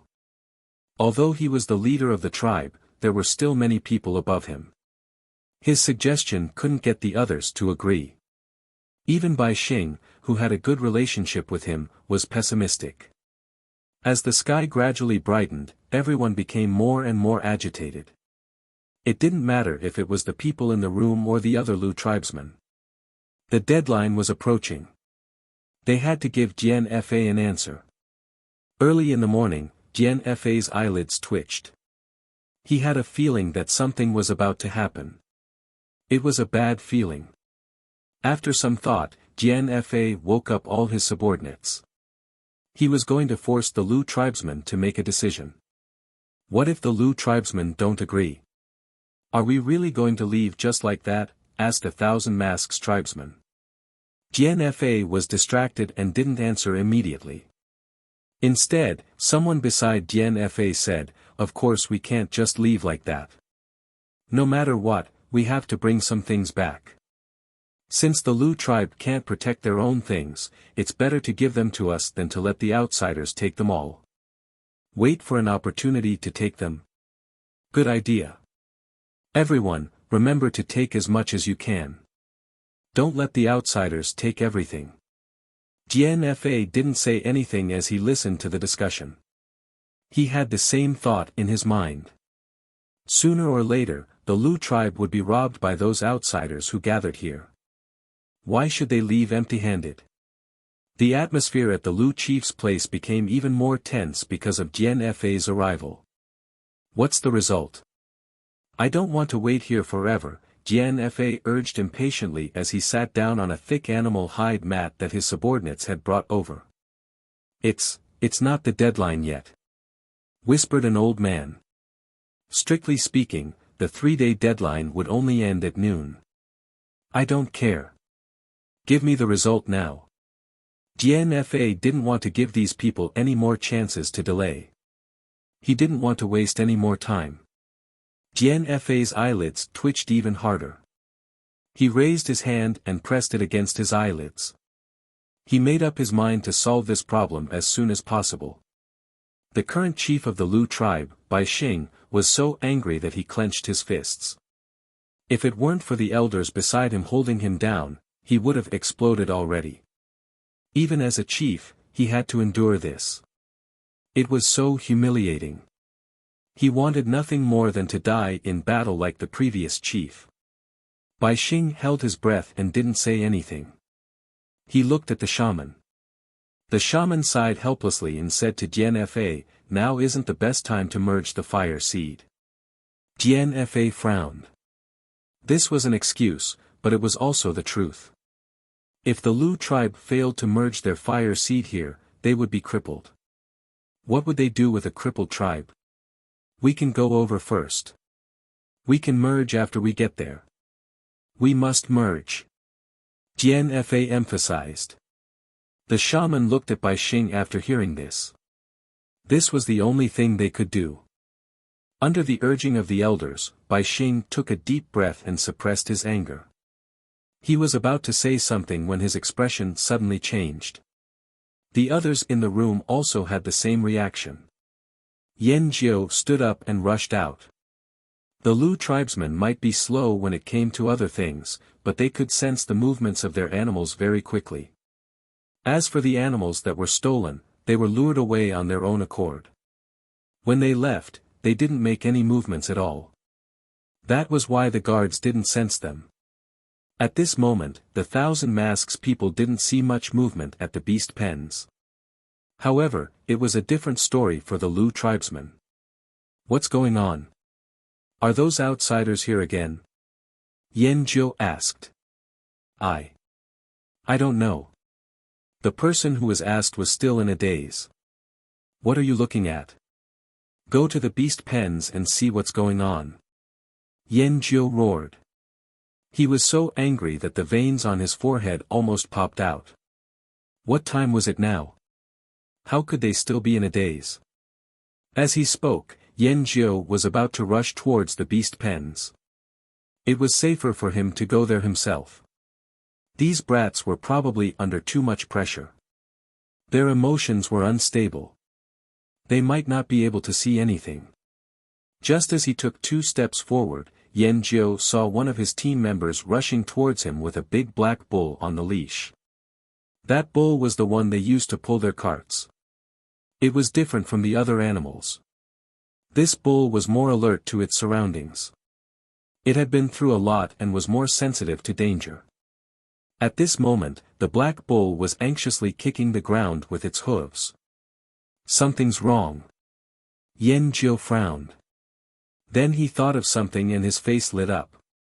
Could it be that the Yanjiao people were here? But what if it wasn't the Yanjiao people, but the outsiders in the forest? The man who led the black bull here looked at Yan Jiao. Sometimes he was happy, and sometimes he was sad. His face changed constantly. The black bull stomped its hooves and looked in a certain direction. Yan Jiao looked in that direction. The sun had just risen, but it was already bright enough to illuminate the ground. Everything could be seen clearly. Yan Jiao walked towards the outskirts of the tribe. The person leading the bull followed him. After staring at the forest for a while, he still didn't see anything. Yan Jiao turned to look at the bull.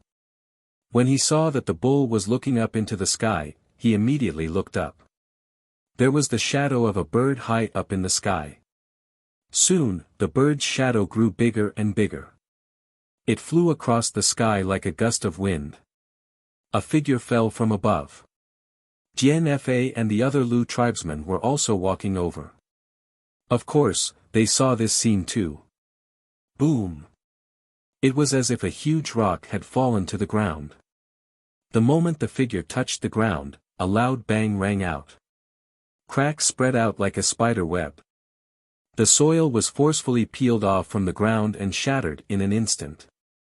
Countless clouds of dust rose into the air, as if a thick haze had suddenly appeared. The ground seemed to be shaking. Even the soles of their feet were numb. Jian Fa blocked the dust and squinted his eyes.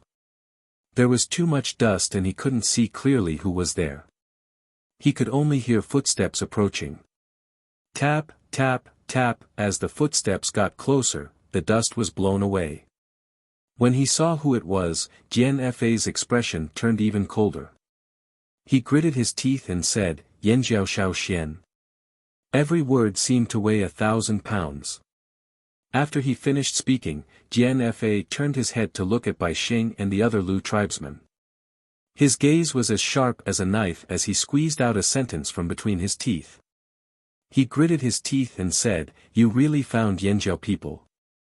The higher-ups of the Lu tribe kept their discussions a secret. Jian Fa only heard that the Lu tribesmen might ask the Yanjiao people for help. He didn't think that these cowards would actually invite the Yanjiao people over. If the Yanjiao Shaoxian was here, then the rest of the Yanjiao people would be here soon too. These Yanjiao people were so far away. Instead of building their own city, they came here to ruin the Thousand Masks tribe's plans. Jian Fa's face twitched. He looked at the huge crater where Shaoxian landed and the cracks that extended outwards. Then, he looked at Shaoxian, who was walking over as if nothing had happened. Even if he didn't want to, he had to admit that trying to compete with the Yanjiao people in terms of physical fitness was just asking for trouble. He dared to go against the Lu tribesmen, but he didn't dare to offend the Yanjiao people. Especially when the person in front of him was the Yanjiao Grand Elder Shaoxian, the person he didn't want to offend. No wonder his eyelids kept twitching since early morning. He had a feeling that something bad was going to happen. Jian Fa cursed the Lu ancestors in his heart.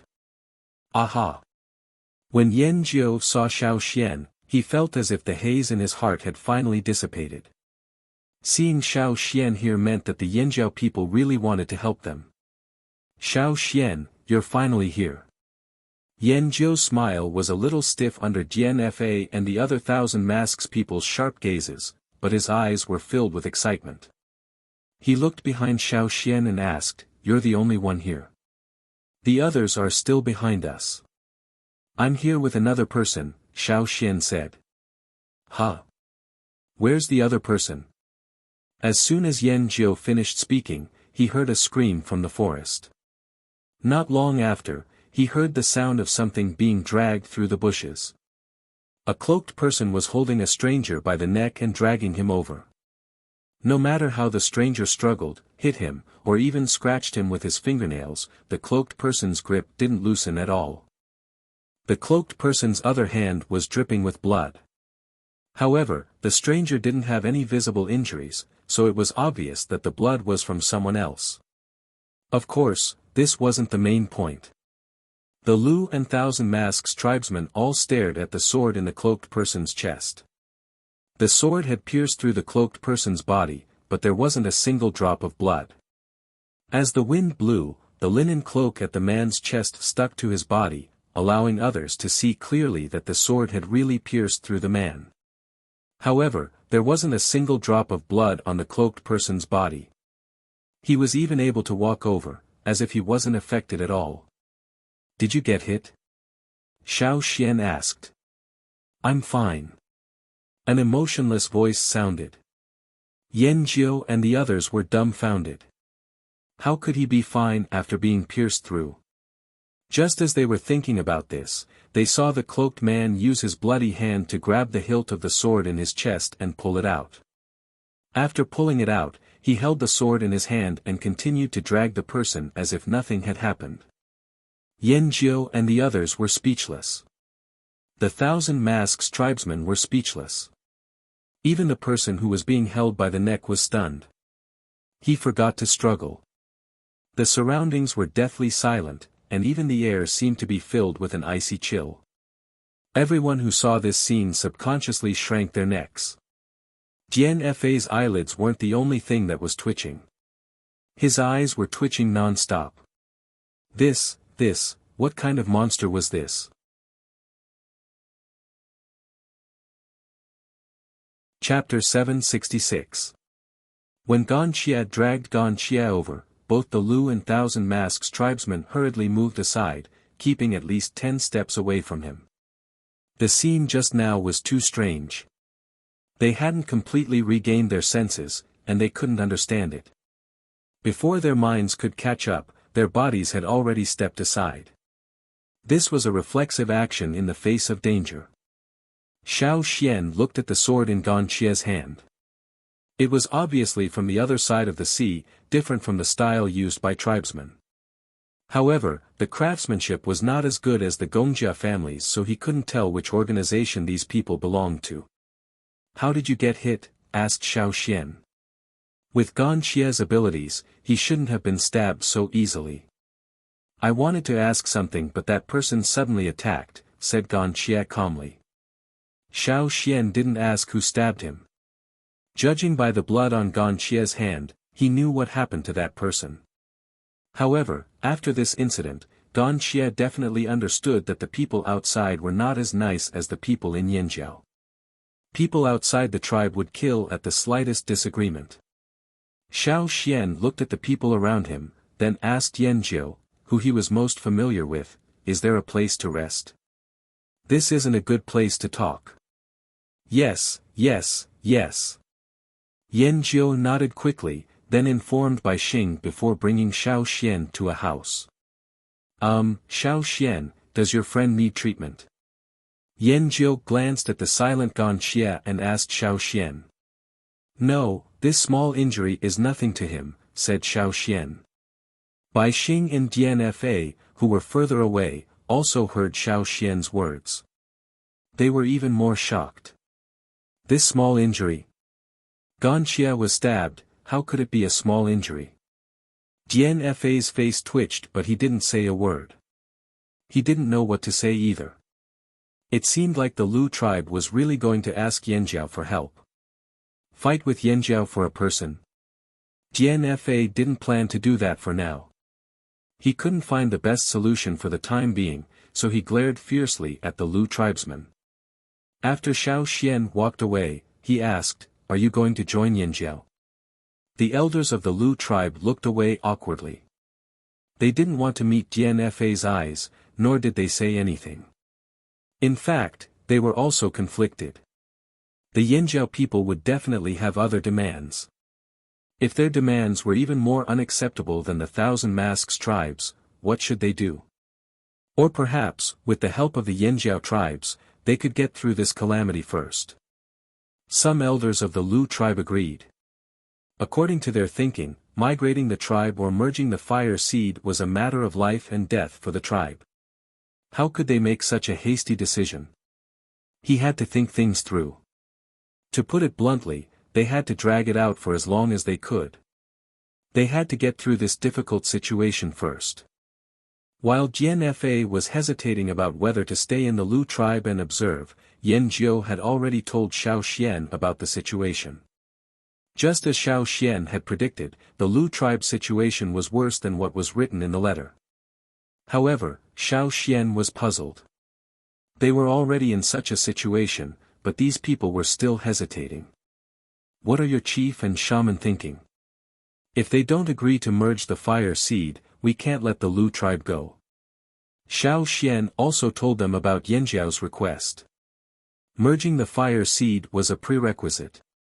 Otherwise, there was nothing to talk about.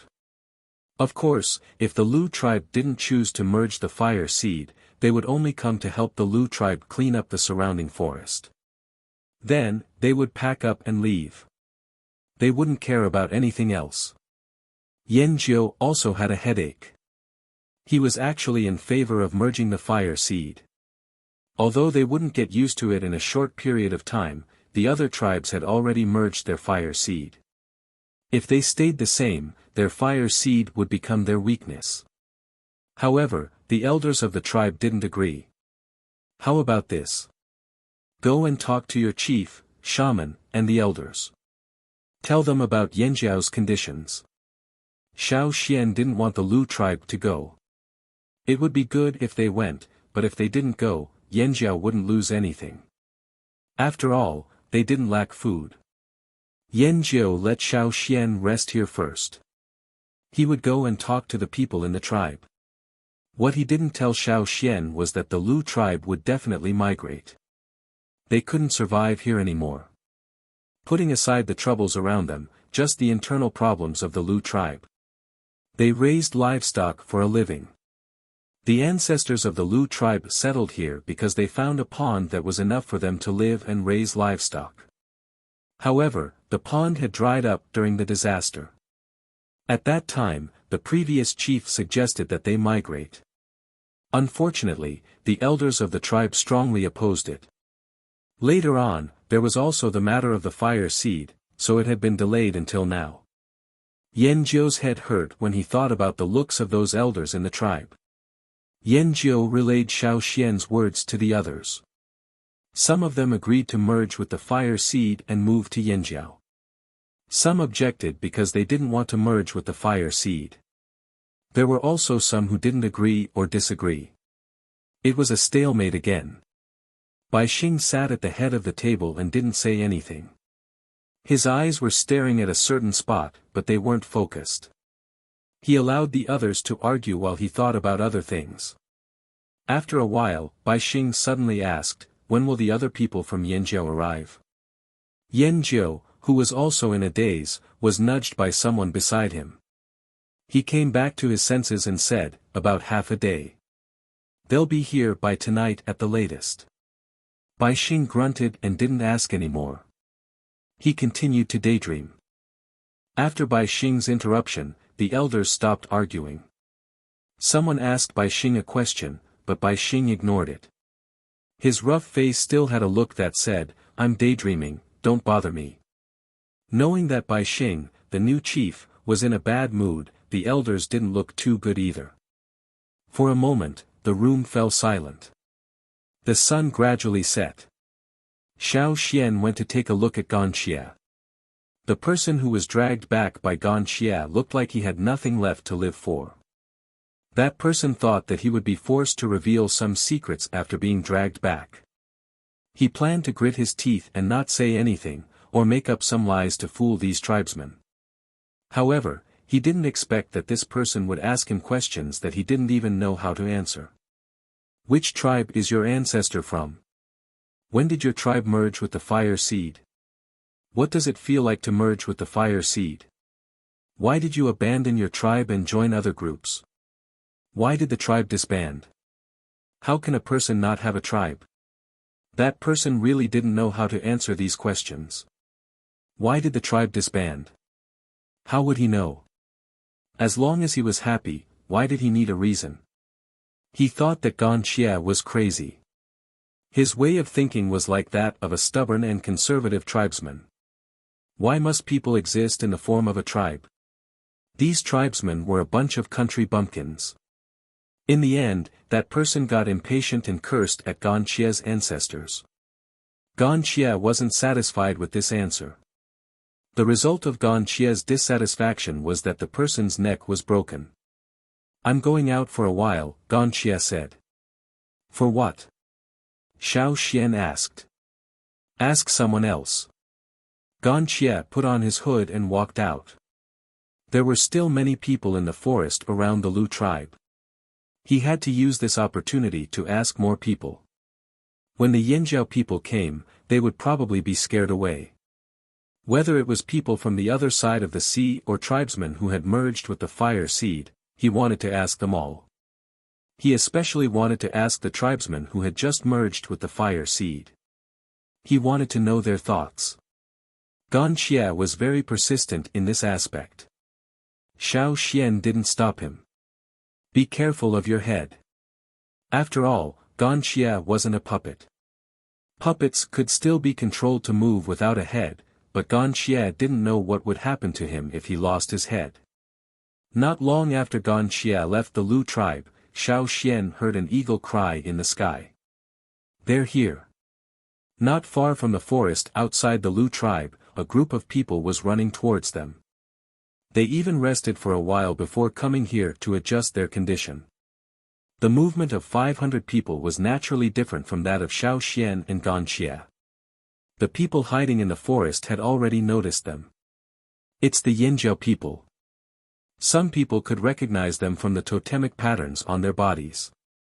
"Are the Yanjiao people that strong?" This was someone who wasn't familiar with Yanjiao. "Who cares if they're Yanjiao people or other people? Our target is the Lu tribe." This was a group of people from the other side of the sea. Some people were already scared and started retreating further away. However, they didn't leave. Their greed made them want to take advantage of the situation. Some people moved closer to take a closer look. In front of the group, there was a bird about the same size as the Lu tribe's dumb bird. It didn't have big wings either, but its body wasn't as fat as the Lu tribe's dumb bird. Its head was even bigger. What kind of bird is that? Someone whispered to his companion. I don't know, but I'm sure we can roast it like the Lu tribe's birds. The person who spoke had just stolen a dumb bird from the Lu tribe this morning. He was still holding a bone with meat on it. As he chewed on the meat in his hand, he observed the group that was passing by. Someone's here, Guang said while riding on the forest racos. I can smell it, the others beside him said. The group of people in the forest didn't seem to want to hide completely. Otherwise, the Yanjiao group wouldn't be able to smell the roasted meat. How arrogant. Guang glanced at the forest. He reached for an arrow from his quiver and knocked it on his bow.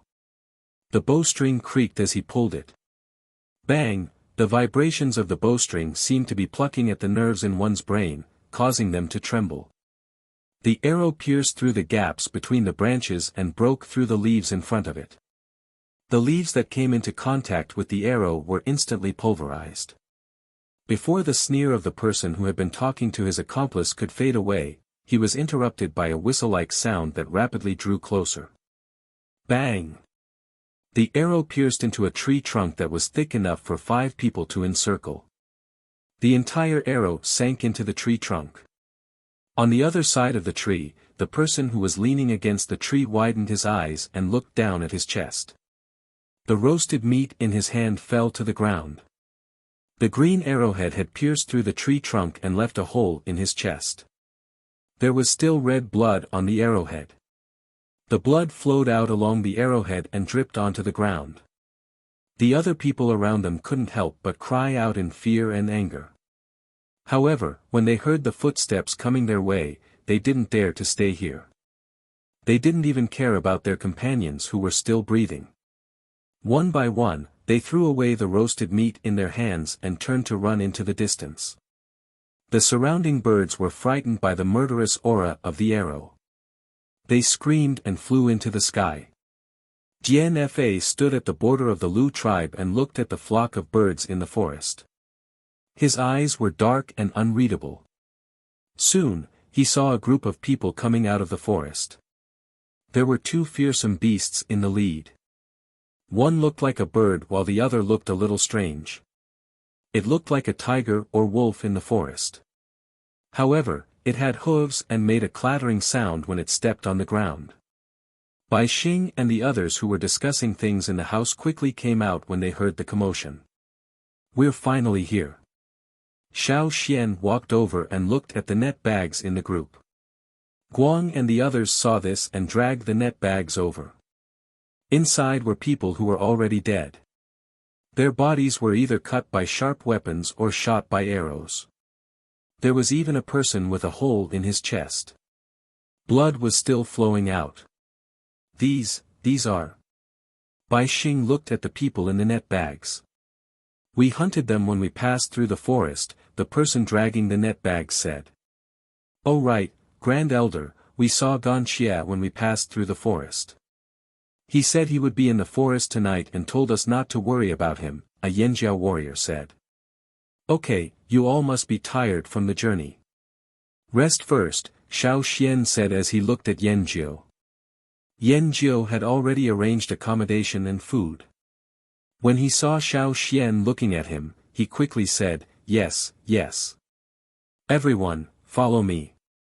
You must be tired. Have some meat soup. Brother Xian, what about it? Guang pointed at the forest racos. Xiao Xian thought for a moment and said to Yanjiao, didn't you say that the stupid birds in your animal pen are often stolen?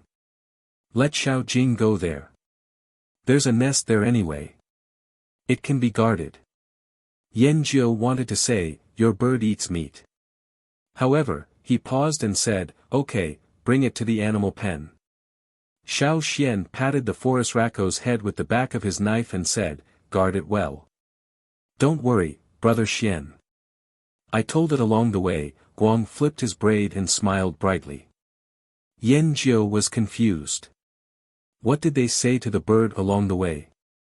He suddenly changed his mind. Was it really okay to put this ferocious bird in the pen of those stupid vegetarian birds? Guan took the forest raccoons and followed Yen Jiao to the animal pen. The animal pen for the stupid birds occupied a large area in the Lu tribe. There were also many bird nests. Because of the continuous theft, many bird nests were empty. When Guan led the forest raccoons into the animal pen, a group of stupid birds who were walking casually ran away as soon as they saw a stranger. Those who were squatting in their nests also ran away, so there were more bird nests empty. Choose one to sleep in. Guan patted the forest raccoons and said. Yen Jiao was frightened to see the big-headed ferocious bird raise its claws and look at the bird nests one by one. Then it chose the biggest one and walked in. After stepping on it, it squatted down. Okay, let's go. Guan didn't look at it anymore and turned to leave. Is it really okay?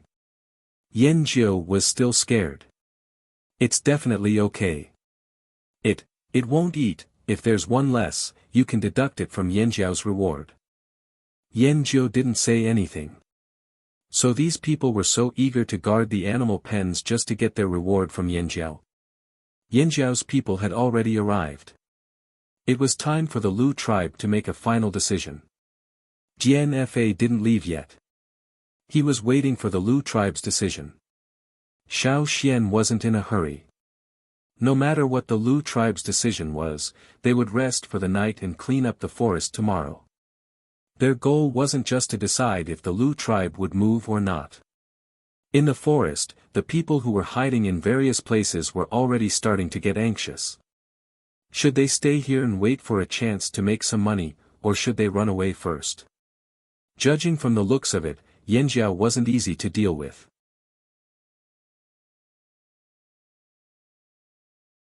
Chapter 767. There were fewer birds in the forest at night, probably because there were people hiding there. The Lu tribesmen used to hear nocturnal birds chirping at night, but now there were fewer nocturnal birds. Therefore, the night was much quieter. Tonight was the quietest night. In the past, there would occasionally be strange shouts or wild laughter in the forest. Tonight, those sounds were gone. The Lu tribesmen knew that it wasn't because the people hiding there had left, but because of the arrival of the Yanjiao people. Those people had all gone into hiding. They watched quietly in the dark. They didn't give up on this fat piece of meat so easily. In the forest, a few people hid in one place, looking in the direction of the Lu tribe. Hey, do you guys think we should go to the Lu tribe's animal pen tonight and drag one out to eat? I'm a little hungry, someone whispered. In the past, when they were outside, they didn't have to eat a lot of good food. They just ate whatever they could find, as long as they didn't starve to death. In order to get more good food, they didn't care that much about food. But after living near the Lu tribe for a while, their appetites had grown. Ordinary food really couldn't satisfy them. It was hard to go from luxury to frugality. When the others heard this, they also thought of the Lu tribe's birds covered in meat and the smell of barbecued meat. Suddenly, their saliva secreted faster. Even the fragrance of the flowers in the forest at night smelled like barbecued meat. Why don't we go take a look? They were about to go to the Lu tribe's animal pen when they suddenly stopped. They frowned and looked in a direction. They didn't wear much clothing, and more than half of their limbs were exposed. Their skin could become extremely sensitive, especially at night. Their hair stood on end, but this didn't mean that they were afraid. Unlike other people, these people used the hair on their skin to perceive the movements around them at night. They were like the tentacles of a beast, able to perceive the airflow fluctuations caused by the friction between the bodies of the people around them and the air. At this moment, they felt someone approaching. They're here. Not long after, they heard the sound of footsteps. It wasn't someone from their group. The footsteps sounded strange. The time between each step was almost the same, and the strength of each step was similar. Just listening to the sound gave them a strange feeling. Who wouldn't be cautious when walking at night? Even if they had better eyesight than ordinary people at night, they still had basic precautions. However, the other party seemed to have no scruples at all. He was neither hurried nor slow, and every step he took was like a stroll. What was his motive for suddenly appearing here? Soon, they saw a figure slowly walking over from the forest in the distance. Other than the sound of footsteps and the soft sound of his calves rubbing against the grass, there was no other sound. He couldn't even hear the sound of breathing. They thought that this was the other party's method of concealment at night. The person didn't wear many clothes and was bald, so they didn't recognize him. Whoosh! A branch shot out from a nearby tree like an arrow and pierced into the person's foot. This meant that he had stopped. Gan Xie looked at the branches in front of him and then looked up at the trees around him. There was no one around, but he knew that there were people hiding in the trees. "I have a question," Gan Xie said calmly. There was no sound around them. They could only hear the soft sound of insects crawling on one of the trees. Gan Xie continued asking, "Are you people who left your original tribe and gathered together again?" He could feel that the blood flowing through their bodies was similar. The person hiding in the tree initially thought that the other party was also one of the people who had designs on the Lu tribe and came over to discuss cooperation. Who would have thought that he would ask such a question? Was he crazy? While Gan Xie was waiting for an answer, a black figure suddenly jumped out from the tree closest to him. The other party had a knife in his hand. The curve of the blade was exaggerated, almost forming a circle. The blade was covered in a layer of black so that it wouldn't reflect any light at night. The speed of the other party's knife was extremely fast. It moved around in the air several times like a ghost, making it difficult to see where the knife would land. The blade sliced through the air, making a whooshing sound. Gan Xie knew that this person was aiming for his neck. Many people would aim for fatal areas such as the heart or the carotid artery. After all, no matter how strong a person's body was, it would be difficult for them to survive such an injury. At first, Gan Xie didn't want to dodge. It wouldn't matter if his carotid artery was cut. He didn't have any blood to lose anyway. However, when he thought about how Xiao Xian said that he wouldn't be able to survive without a head, Gan Xie hesitated. The knife looked like it was going for his neck, but what if it cut his head off? Everything happened in an instant. From the other party's point of view, Gan Xie only paused for a moment.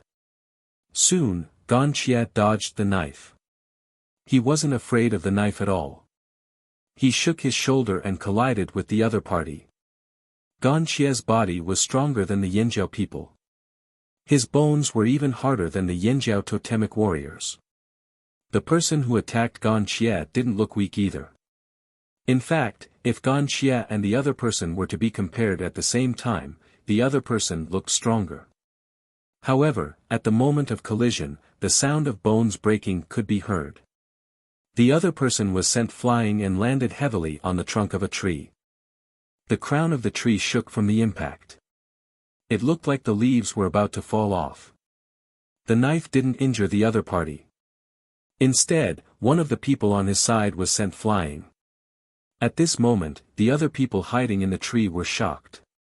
After a short moment, they surrounded Gan Xie. They could tell that Gan Xie was a very strong person. They had to work together to win. They didn't think about what would happen if they lost. After all, no matter how strong a totemic warrior was, he would be crippled under such a joint attack. The sound of joints cracking could be heard. Long claws popped out like the claws of wild beasts. It wasn't clear if the claws were special to their bones or if they were made of metal. They twisted their wrists and their fingers were like spinning knives. They slashed towards Gan Xie. Wherever they went, the air hissed. They were like poisonous snakes hunting in the dark. There were also people with strange knives in their hands. They slashed towards Gan Xie with a cold light that couldn't be seen in the dark. The 5 of them attacked Gan Xie with the weapons they were used to. The sound of punches and kicks, the sound of knives hitting hard objects, the sound of bones breaking, and the screams of people mixed together. It sounded like the cries of ghosts and howls of wolves. Even the trees in the area were shaking. The sound spread to the Lu tribe. The animals in the animal pen started to get restless. What happened? The Lu tribe guards looked over nervously. They didn't know what was going on. No one went out at night, right? No one. We don't go out at night. The Yanjiao people didn't go out either. That's good. Don't worry about it. Just guard your place. Don't worry about anything else, the leader said.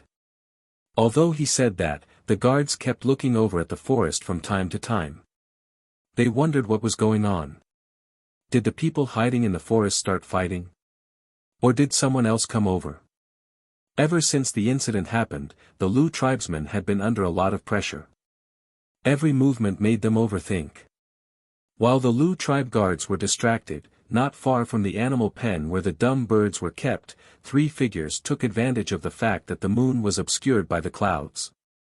They approached the animal pen. Although they were curious about what was going on in the forest, they knew that this was a good opportunity to make a move.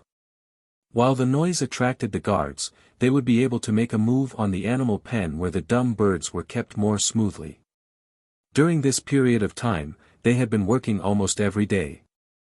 They took turns. Today, it was one person, tomorrow it was another person. Tonight, it was the 3 of them. Even if the Yanjiao people came today and knew that the security here would be much tighter, they still couldn't help but feel greedy. These days, they had been living too well. They didn't care whether the Lu tribe's fire seed was extinguished or not. They were just used to coming over to lead a bird full of meat away when they were hungry and eating to their heart's content. Whenever they were hungry, they would come to the Lu tribe's animal pen. When they first came, they were a little more cautious. They were careful when they stole things to avoid the Lu tribesmen chasing after them. But later, they realized that more and more people were targeting the Lu tribe. The Lu tribesmen no longer went out. They just stayed in the tribe. Even if they heard provocations, they rarely went out. That was why they became bolder and bolder. They would even laugh out loud while eating and drinking. Some of them would even throw bones at the Lu tribesmen after eating and laugh at them. The Lu tribesmen were so angry that they stomped their feet. The Lu tribesmen didn't dare to come out. This was the consensus of everyone. They had nothing to fear. As for today, although they saw the Lu tribesmen coming to help, they still chose to come. They were hungry. It was just a test. It should be fine. They told themselves this in their hearts. At night, when the patrolling guards left, they approached the beast pens with familiarity. First, they observed their surroundings, but they didn't see anything different around the beast pens. The guards were still the same, and there wasn't anything different from before. Sure enough, it was all a bluff. One person laughed silently. He caught a fragrant fruit thrown by his companion behind him and tied it with a straw rope. Then, he cut a few holes on the fruit to let the juice flow out. When the wind blew, the fragrance of the fruit flew into the distance. In the direction the wind blew, they could vaguely see a bird's nest on a tree. There was only one bird in it. The other birds were a little further away. They were cautious. They knew that they couldn't attract too many stupid birds at once. Otherwise, they would be too big of a target and easily alert the guards of the Lu tribe. The few times they were discovered by the Lu tribesmen, it was because they attracted too many stupid birds at once. So they were discovered by the guards, and it took them a lot of effort to escape. So, since then, they learned to be smart. Every time, they would pick a bird that was a little further away from the flock and nested in a bird's nest alone. The person holding the fruit approached the fence of the animal pen and skillfully threw the fruit towards the blurry figure. The fruit was tied with a straw rope. It drew an arc in the air and stopped about 10 meters away from the bird's nest. Because the ground was covered with grass and the fruit was soft, it didn't make too much noise. Although stupid birds were stupid, they had a good sense of smell. They had already learned the technique of stealing birds. They knew the best distance and the fruit landed on the predicted landing spot. Tap tap tap. The sound of the bird's big toe stepping on the ground rang out. The person was happy. It's coming. Many times, even if they avoided more birds, the fragrance of the fruit might still attract 2 or 3 birds at once. They still had to spend a lot of effort to steal the birds out. However, this time, there was only one bird that was attracted by the fragrance of the fruit, and no more birds came over. That was even better. It saved them a lot of trouble. Judging from the sound, this bird was quite big. That made them even happier. He hid behind the fence. Because he couldn't see the situation inside, he could only judge by the sound. There was no one else. The patrolling guards didn't come. The bird had already stopped at the place where they threw the fruit. The person holding the straw rope felt the rope in his hand being pulled. He knew that the bird was about to eat, so he quickly pulled the rope out. But when pulling the rope, he had to be skillful. He couldn't be too fast. If he was too fast, the stupid bird wouldn't chase him at night. But if he was too slow, he would be eaten by the stupid bird. Thinking of this, the person was quite proud. One person concentrated on pulling the rope, listening to the sound and judging the behavior of the stupid bird. The other person was breaking the fence. Behind them, there were still people on guard to see if there were any patrolling guards from the Lu tribe. Hurry up! Someone behind urged. The 2 people who were squatting beside the fence were also anxious. The Lu tribe's guards were already here. The person pulling the rope sped up. After pulling for a while, he stopped. When he felt the rope was struggling, he continued pulling. The other person made a hole in the fence. Because these fences were often broken, the Lu tribe repaired them in a hurry. The trees they used now weren't very good, so the gaps between the logs were bigger. This made it easier for them to break the fences. They cut the ropes connecting the logs, pulled out the logs that could be pulled out, and sawed the ones that couldn't be pulled out. As long as they put something on the saw, the sound of sawing wood would be reduced a lot. The sound of a big toe stepping on the ground was getting closer. Judging by the sound, I know it's a big guy. Hee hee. The person sawing the log whispered. Actually, if they had more strength, wouldn't it be easier to just carry one out? Unfortunately, they didn't have the strength, so they could only try harder. The person pulling the rope didn't laugh. He always felt that today's bird was a little different from the previous ones. He stretched his neck and looked through the hole in the fence. He vaguely saw a bird's shadow. Although it was a little different from the previous ones, it wasn't as fat, but it shouldn't be a problem. They didn't see the Yanjiao team today. They only saw the tail of the team that had already entered the Lu tribe's territory, so they didn't think of anything else. Hurry up! The person behind them urged again. I know. Okay. Prepare the rope. Before the man could finish his sentence, he felt the straw rope in his hand being pulled inwards by a strong force. He was caught off guard and crashed into the fence that had not been pulled out yet, making a loud bang. What's going on? The person next to him who had just finished sawing wood asked. However, just as he finished speaking, a figure suddenly rushed out of the broken fence like a gust of wind. A foot with a big toe stomped down from top to bottom. Ah! A scream suddenly sounded. The stupid birds in the animal pen were shocked and gathered in the middle of the pen. After little Jingzi stepped on the man, it didn't give him any time to get up. Its 2 big feet stepped on him quickly, not giving him a chance to get up at all. This was the principle of taking the initiative and taking the opponent's life. It was always like this when hunting in the forest. Otherwise, how could it hunt down those beasts that were stronger than it? The clouds in the night sky moved, and the moon that was blocked by the wind showed up.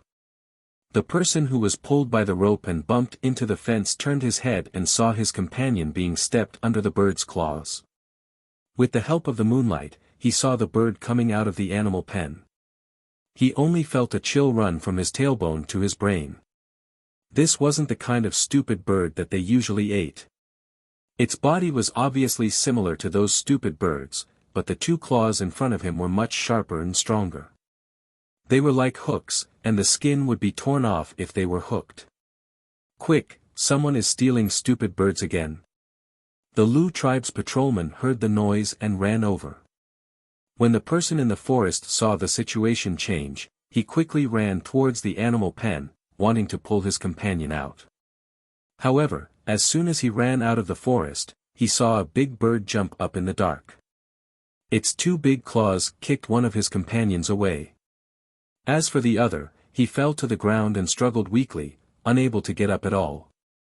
After seeing the situation over there, the person who ran out of the forest stopped and turned to run. The Lu tribe's people were already here, and the two men were injured. He definitely couldn't escape from the Lu tribe's pursuit with the injured. It was better to escape first.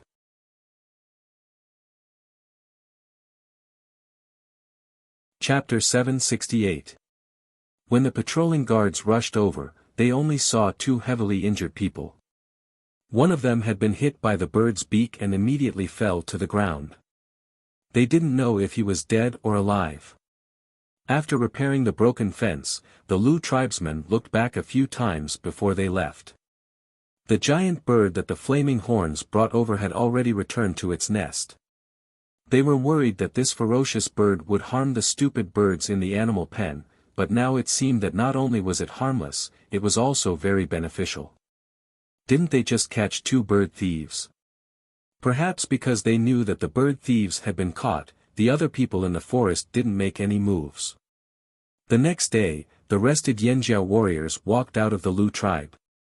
The Lu tribesmen had provided them with food, but Xiao Xian and the others had also brought back a lot of meat jerky made from fearsome beast meat. Fearsome beast meat was still the most nutritious. They ate a little bit of all kinds of meat. Only when they were full would they have the strength to move. They didn't start immediately after eating. Xiao Xian had told them about the plan. There would be a waiting period, during which they would adjust their bodies to their best condition. They wouldn't be affected by eating too much.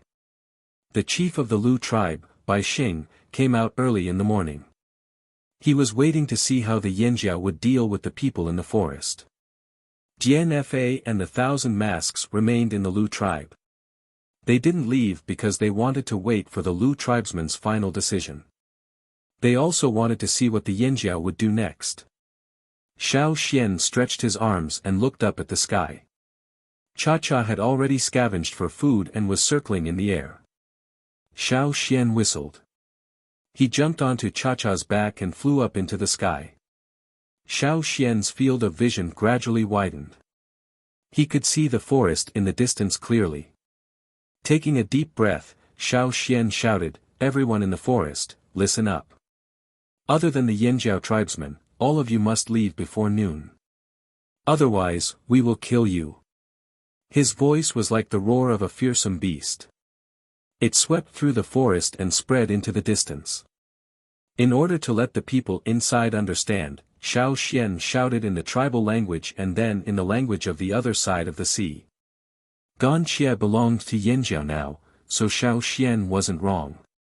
His voice traveled far into the distance, and even the echo became weaker. In the forest, the people who heard Xiao Xian's words had different reactions. Humph! How arrogant! Which tribe is the Yanjiao tribe? When is noon? Otherwise, I'll kill you. Can they kill us? Ha! At this time, in another part of the forest, Wu He and the others were chatting with old acquaintances on the other side of the sea. When they heard this, they threw away the food in their hands and ran away. "Brothers of Changlu, why are you running?" The person who had been bragging to Wu He asked hurriedly when he saw the reaction of Wu He and the others. "If we don't run, we'll really die." Wu He whistled. When the long-winged bird arrived, he and his companions flew out of the forest.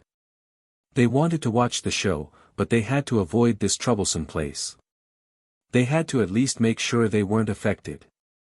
They didn't want the Yanjiao to misunderstand that they were involved in this matter. Actually, they weren't afraid of the other Yanjiao people. They were only afraid of Xiao Xian, who had shouted just now. They felt pain all over when they heard his voice. They could still remember the slap in the air clearly. Seeing the Chonglis flee as if they had met their natural enemy, the people who had been mercilessly thrown aside by Wu He were dumbfounded. When did the Chonglis become so afraid of trouble? One of them was puzzled. Didn't these Chonglis go wherever there was a show? Boss, what should we do? Another person turned to ask their leader, who was the one who had spoken to Wu He just now. That person lowered his head and thought for a moment. Let's observe the situation first. If the situation doesn't look good, we'll retreat immediately. The Chonglis liked to watch a show, but they were also quick to avoid life-threatening dangers. Wu He's group didn't seem to be faking it. While thinking, that person's brows furrowed slightly. They hadn't been on the mainland for long, so they didn't know much about the Yanjiao tribes. But now, they had to take this seriously. They came here to reap benefits, not to throw their lives away. After Xiao Xian shouted, he landed and found a place to rest, leaving the Lu tribesmen to stare at him. You just shouted it out like that. It's fine. An elder of the Lu tribe whispered. Obviously, he didn't agree with this method. There had to be other ways to chase away those people in the forest. At the very least, it would be smarter to be discreet. Sigh, the Yanjiao people were too reckless. GNFA also thought that these Yanjiao people were crazy. Did they think that this was Yanjiao territory? How long had those people been in the forest been here? He had already figured out everything in the forest. What about the Yanjiao people? They had just arrived and weren't familiar with the forest at all. One was in the dark while the other was in the light. It was obvious that the Yanjiao people were at a disadvantage. Yanjiao wanted to say something, but he stopped. He wanted to ask Xiao Xian what his plan was. Should they reconsider and change their strategy? But Xiao Xian closed his eyes and rested. The other Yanjiao people didn't seem to have any objections.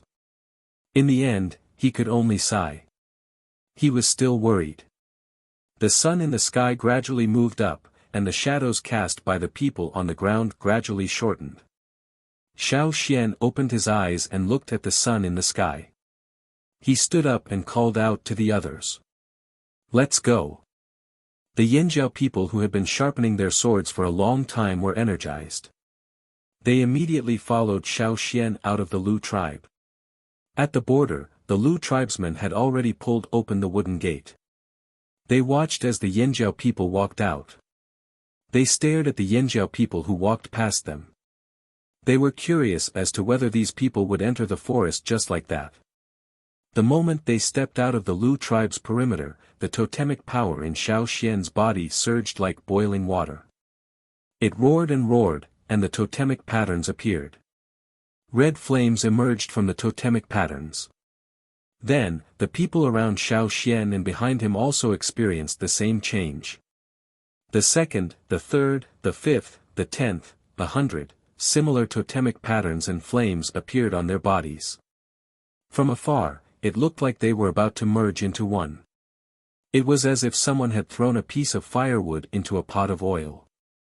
Flames erupted like a volcano, and their fighting spirit was ignited. A powerful aura suddenly rose and suppressed the surroundings. The fire seeds energy. The Lu shaman looked in that direction with a face full of shock. He had seen a similar scene at the Yanjiao's trading point. But seeing it again, he couldn't help but be shocked. This was the power of the fire seed. Even if the fire seed was no longer there, its energy still existed in the tribesmen. It followed the tribesmen everywhere, ready to start a prairie fire at any time. For Yanjiao, kill.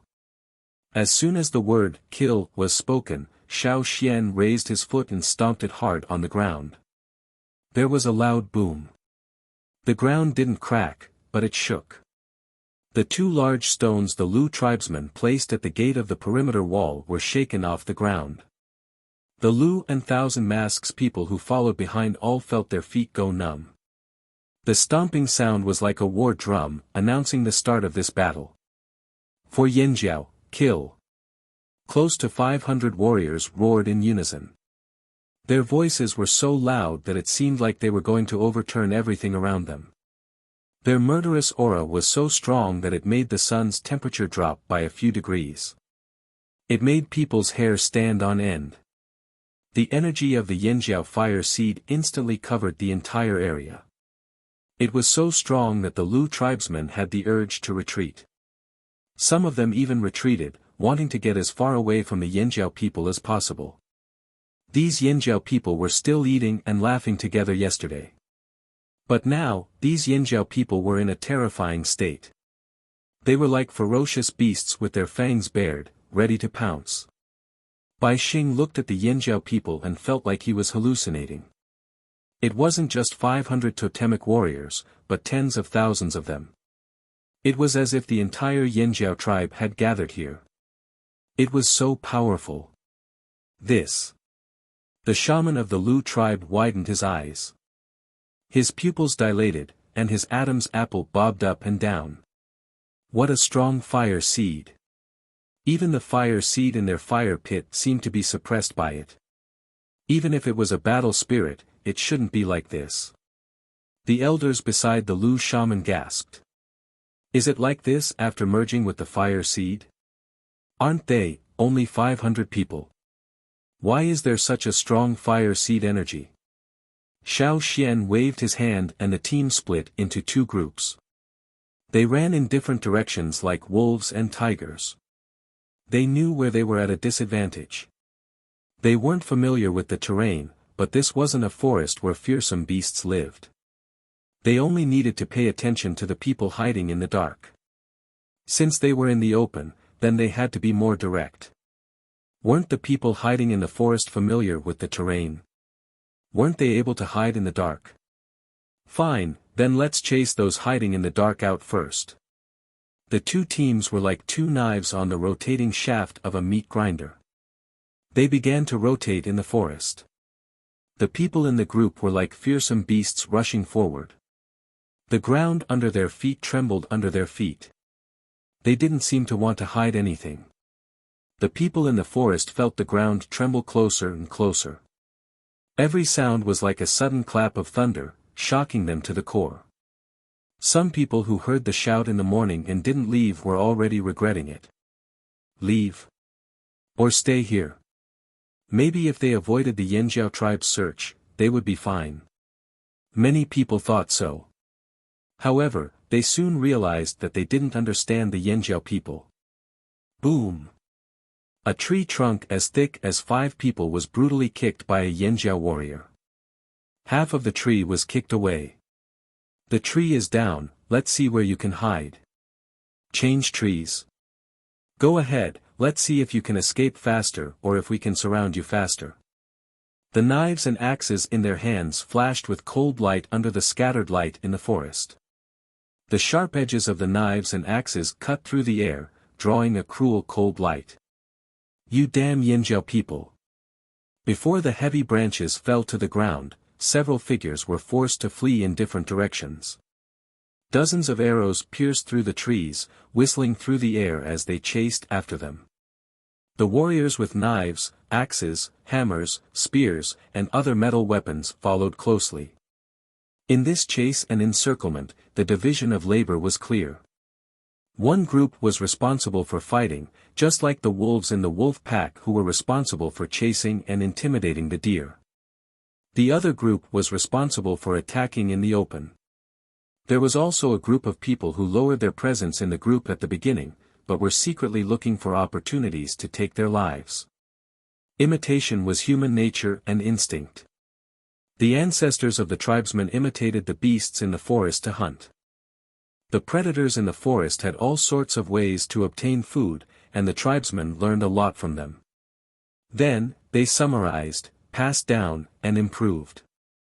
Even now, the Flaming Horn tribe was able to feed the entire tribe with just the things they paid in the Flaming River trading point, the crops in their fields, and the animals in their animal pens.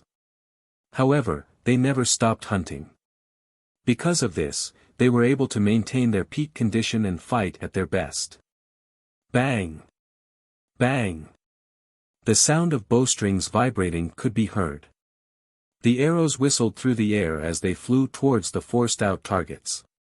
Some of the arrows were meant to chase or block, while others were full of killing intent. The arrows stabbed into the ground, splashing up countless pieces of grass and dust. Ruthlessness flashed in the eyes of the person who was forced out. He stomped his feet and gripped the hilt of his sword tightly.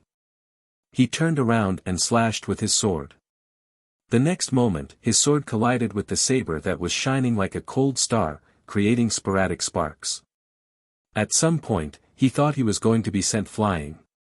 However, with a clang, the sword in his hand was cut in half. He didn't even have time to react. The knife that broke the sword didn't slow down and quickly slashed across his throat. Even though he reacted quickly and tried his best to dodge, he still couldn't avoid the killing intent of the knife. Pfft! Blood spurted out from his neck. The man holding the broken sword staggered 2 steps forward, his face still full of shock and fear.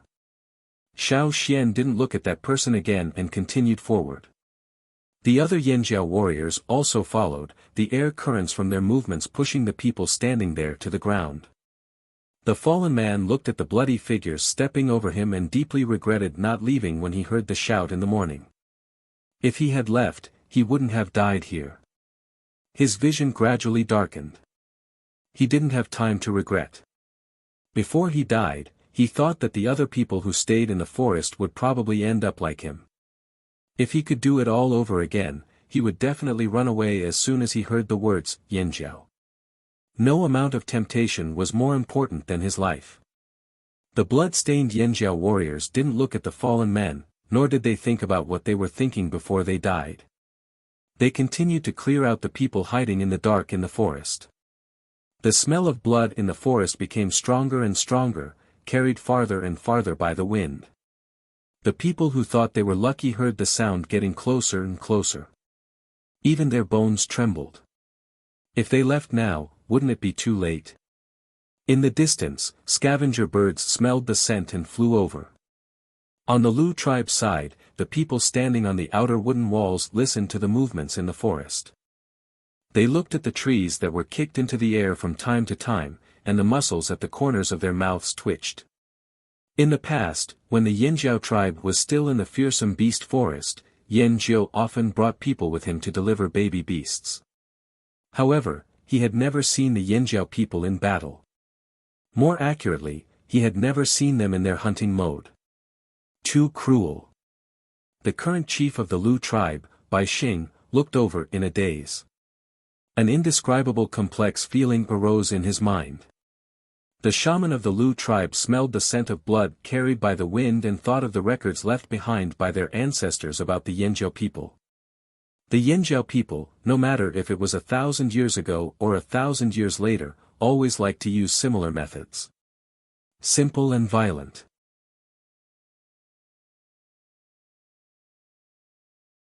Chapter 769. The forest flashed with cold light. The sounds of metal, people, branches breaking, and arrows flying through the air were mixed in with the smell of blood and carnage. Xiao Xian raised his hand to wipe off the blood that splashed on his face and continued to walk forward. Suddenly, Xiao Xian stopped in his tracks and the team slowed down. Xiao Xian saw Gan Xie standing beside a tree not far away. On their way here, they had seen a few people lying dead on the ground. Judging by the wounds on their bodies, it was easy to tell who killed them. Most of them had been killed with their bare hands, and the method was similar. There were also bits and pieces of gray linen in the surrounding bushes. Gan Xie had many wounds on his body. If he was a normal person, he would have died many times over. However, Gan Xie was still moving like a normal person. There was no pain on his face. When he saw Xiao Xian and the rest, he even greeted them calmly. He must have gained a lot from last night. Xiao Xian thought to himself. Xiao Xian didn't stay here for long. He signaled the others to follow him and continue to sweep forward. The two teams moved in two different directions. Like the blades on the rotating shaft of a meat grinder, they cleaned up the forest around the Lu tribe from the inside to the outside. Gan Xie wouldn't join them. After all, this operation focused on teamwork. Gan Xie couldn't adapt to Yanjiao's operation. He didn't want to join them either. It seemed like he had another target. Moreover, from the looks of it, Gan Xie was heading towards his target. Xiao Xian didn't need to call him along. After Xiao Xian and the rest left, Gan Xie looked up at Yang Guang. At this time, the Yang Guang was not as strong as before. It was closer to dusk. Gan Xie's cloak was mostly destroyed, and it hung on his body in tatters. Gan Xie didn't mind it at all. He sniffed the air, and he could tell that there was a faint scent of blood in the air. The source of the scent was the target he was looking for. Gan Xie didn't know why he could accurately identify the smell he was looking for. Perhaps the changes in his organs caused a change in his sense of smell. Moreover, the way he identified the smell of blood wasn't from the wind. It was from another smell in the blood that didn't spread with the wind. Perhaps it was a unique smell in the blood of people who had merged with the fire seed. It was different from that of normal beasts. Even though the people were downwind and the wind carried away the smell, Gan Xie could still tell. After waking up from his long sleep, he was extremely sensitive to the smell of blood. There were no bloodstains on the ground. They covered it well. They also took into consideration the direction of the wind, but it still couldn't escape Gan Xie's nose. Perhaps they didn't know that other than the smell of blood, there was another smell in their blood that couldn't be affected by the wind. Behind a bush as tall as a person clutched his abdomen. He breathed carefully and looked around nervously. His eyes were full of fear. He was at his limit. Fortunately, they were quite far from the Lu tribe. The Yanjiao team shouldn't be here. They had been active in the area around the Lu tribe for a long time. They were familiar with the area. They escaped quickly and left the people behind them behind. Did they escape death? His heart was filled with apprehension and regret. He didn't expect the 5 of them to lose so badly against one person last night. He couldn't help but tremble at the thought of that person. No, that person wasn't human. He definitely wasn't human. Otherwise, why couldn't they kill him? Luckily, he escaped quickly. Otherwise, he would have died like his 4 companions. As he was thinking, he suddenly heard rustling sounds approaching. It sounded like someone was running on the grass. Who was it? He didn't want to run. He felt that the temporary hiding place he had found was pretty good. As long as he continued to hide, he would be fine. Therefore, he only turned his head to look through the narrow gaps between the branches and leaves of the bushes to see who was coming. A figure covered in green appeared in his vision.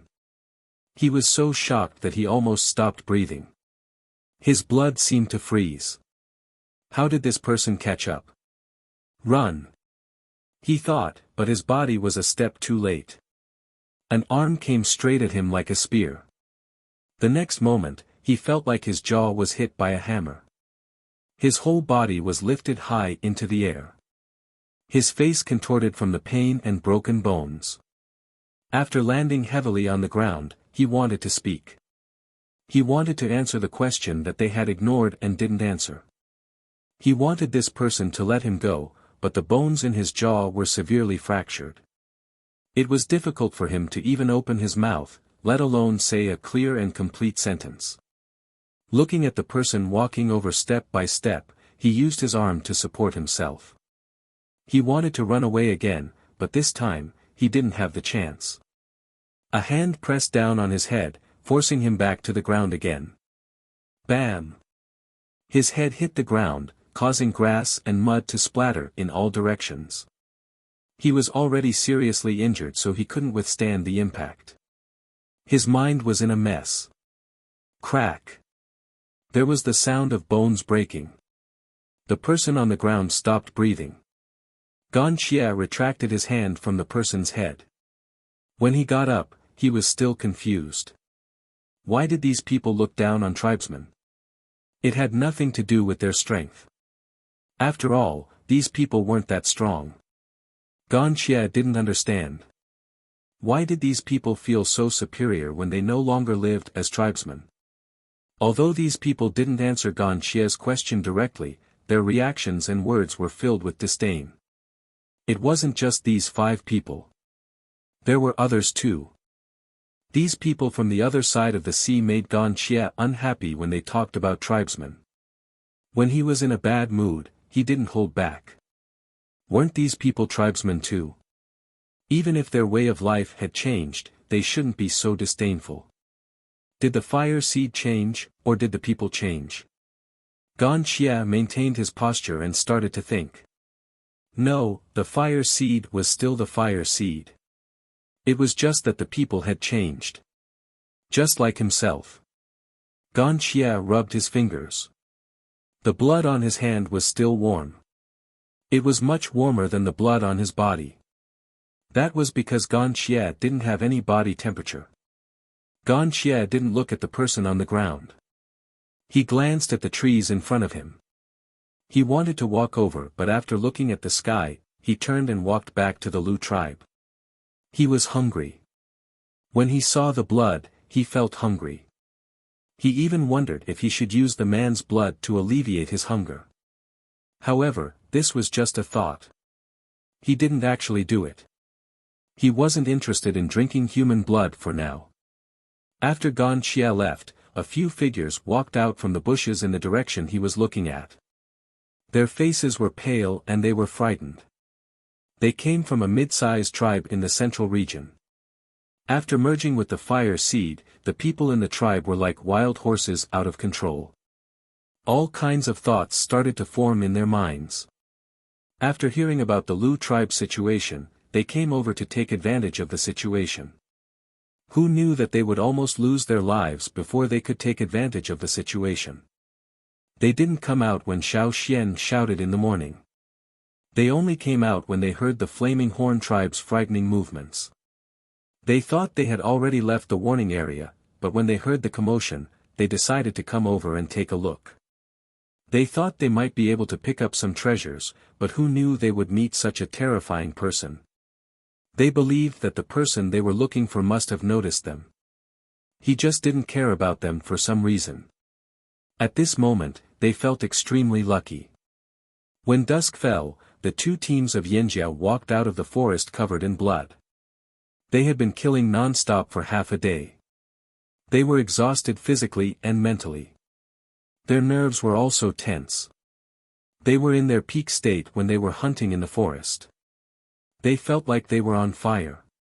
Even though it was over, they still couldn't calm down. However, even though they were still excited, their bodies were still exhausted. Even if their bodies were made of iron, they would still get tired. They weren't Gan Xie, so they were about the same. But even if they were tired, they couldn't stop the strong murderous aura and the smell of blood from their bodies. Every pore on their bodies exuded a strong murderous aura. It made them look like ferocious beasts. Anyone who looked at them would feel a chill run down their spine.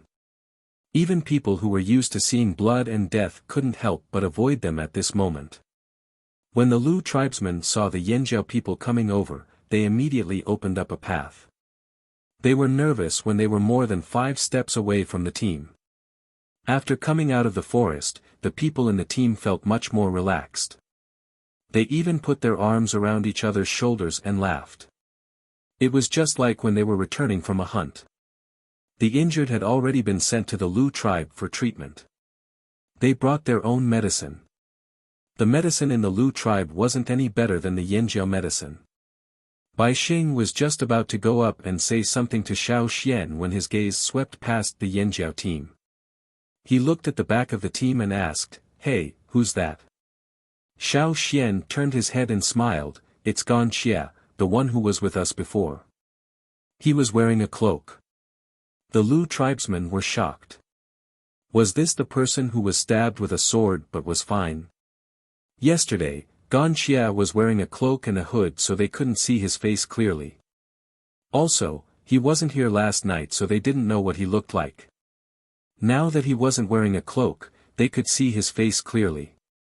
But after they saw him clearly, they were even more shocked. Gan Xia's original appearance was only slightly greener than a normal person's. There wasn't anything special about him. But now, when Gan Xia came out of the forest, the wounds on his body were exposed to everyone. Gan Xia didn't look strong. At least compared to the Yanjiao people, Gan Xia looked thin and weak. His cloak was tattered from the fight in the forest and it couldn't cover the wounds on his body. At this moment, there were countless wounds on Gan Xia's body. His chest, back, limbs, neck, and even his face were all healed. Some of the wounds were only scars left. They were of different lengths and densely packed together.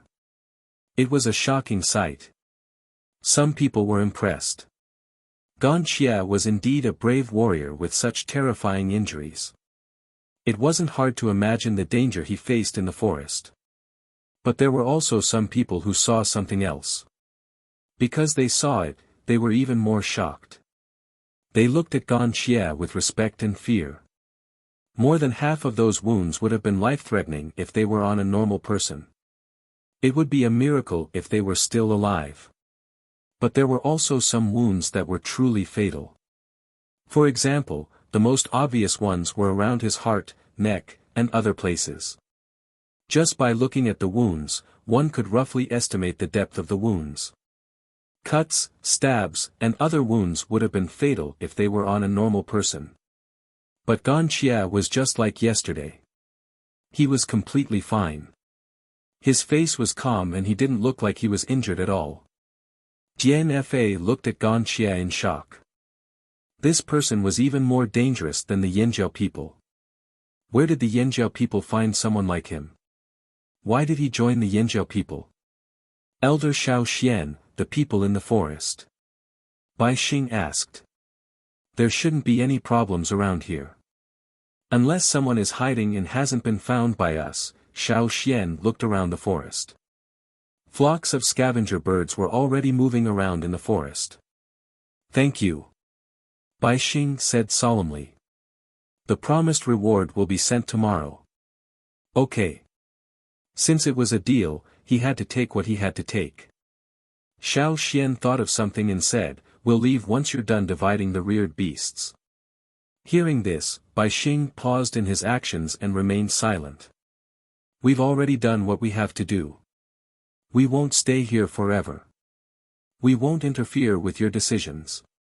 But if you want to move and merge your fire seed, these 2 days are the best time to do so. The threats around them had been dealt with. Those who had gone into hiding wouldn't come back anytime soon.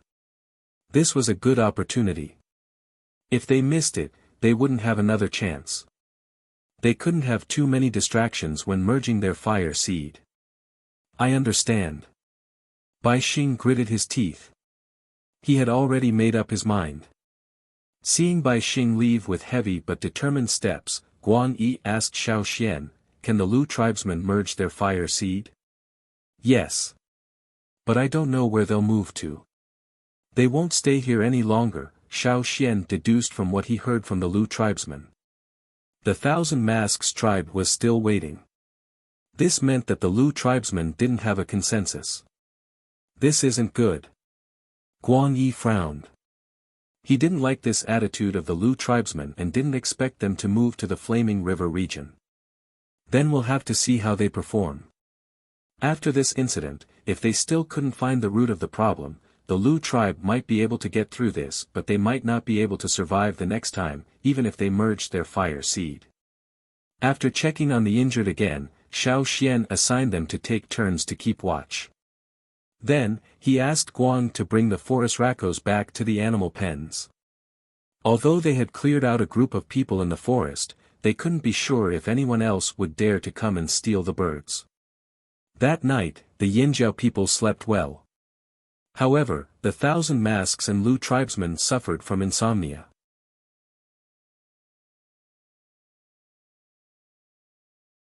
Chapter 770. The next day, the Lu tribesmen still hadn't finished counting the animals in their animal pens, so Bai Xing went to look for Xiao Xian. "We've decided to merge our fire seed, and after that, we'll be moving to the Flaming River. We hope that Elder Xiao Xian and the rest of you can help us on this journey."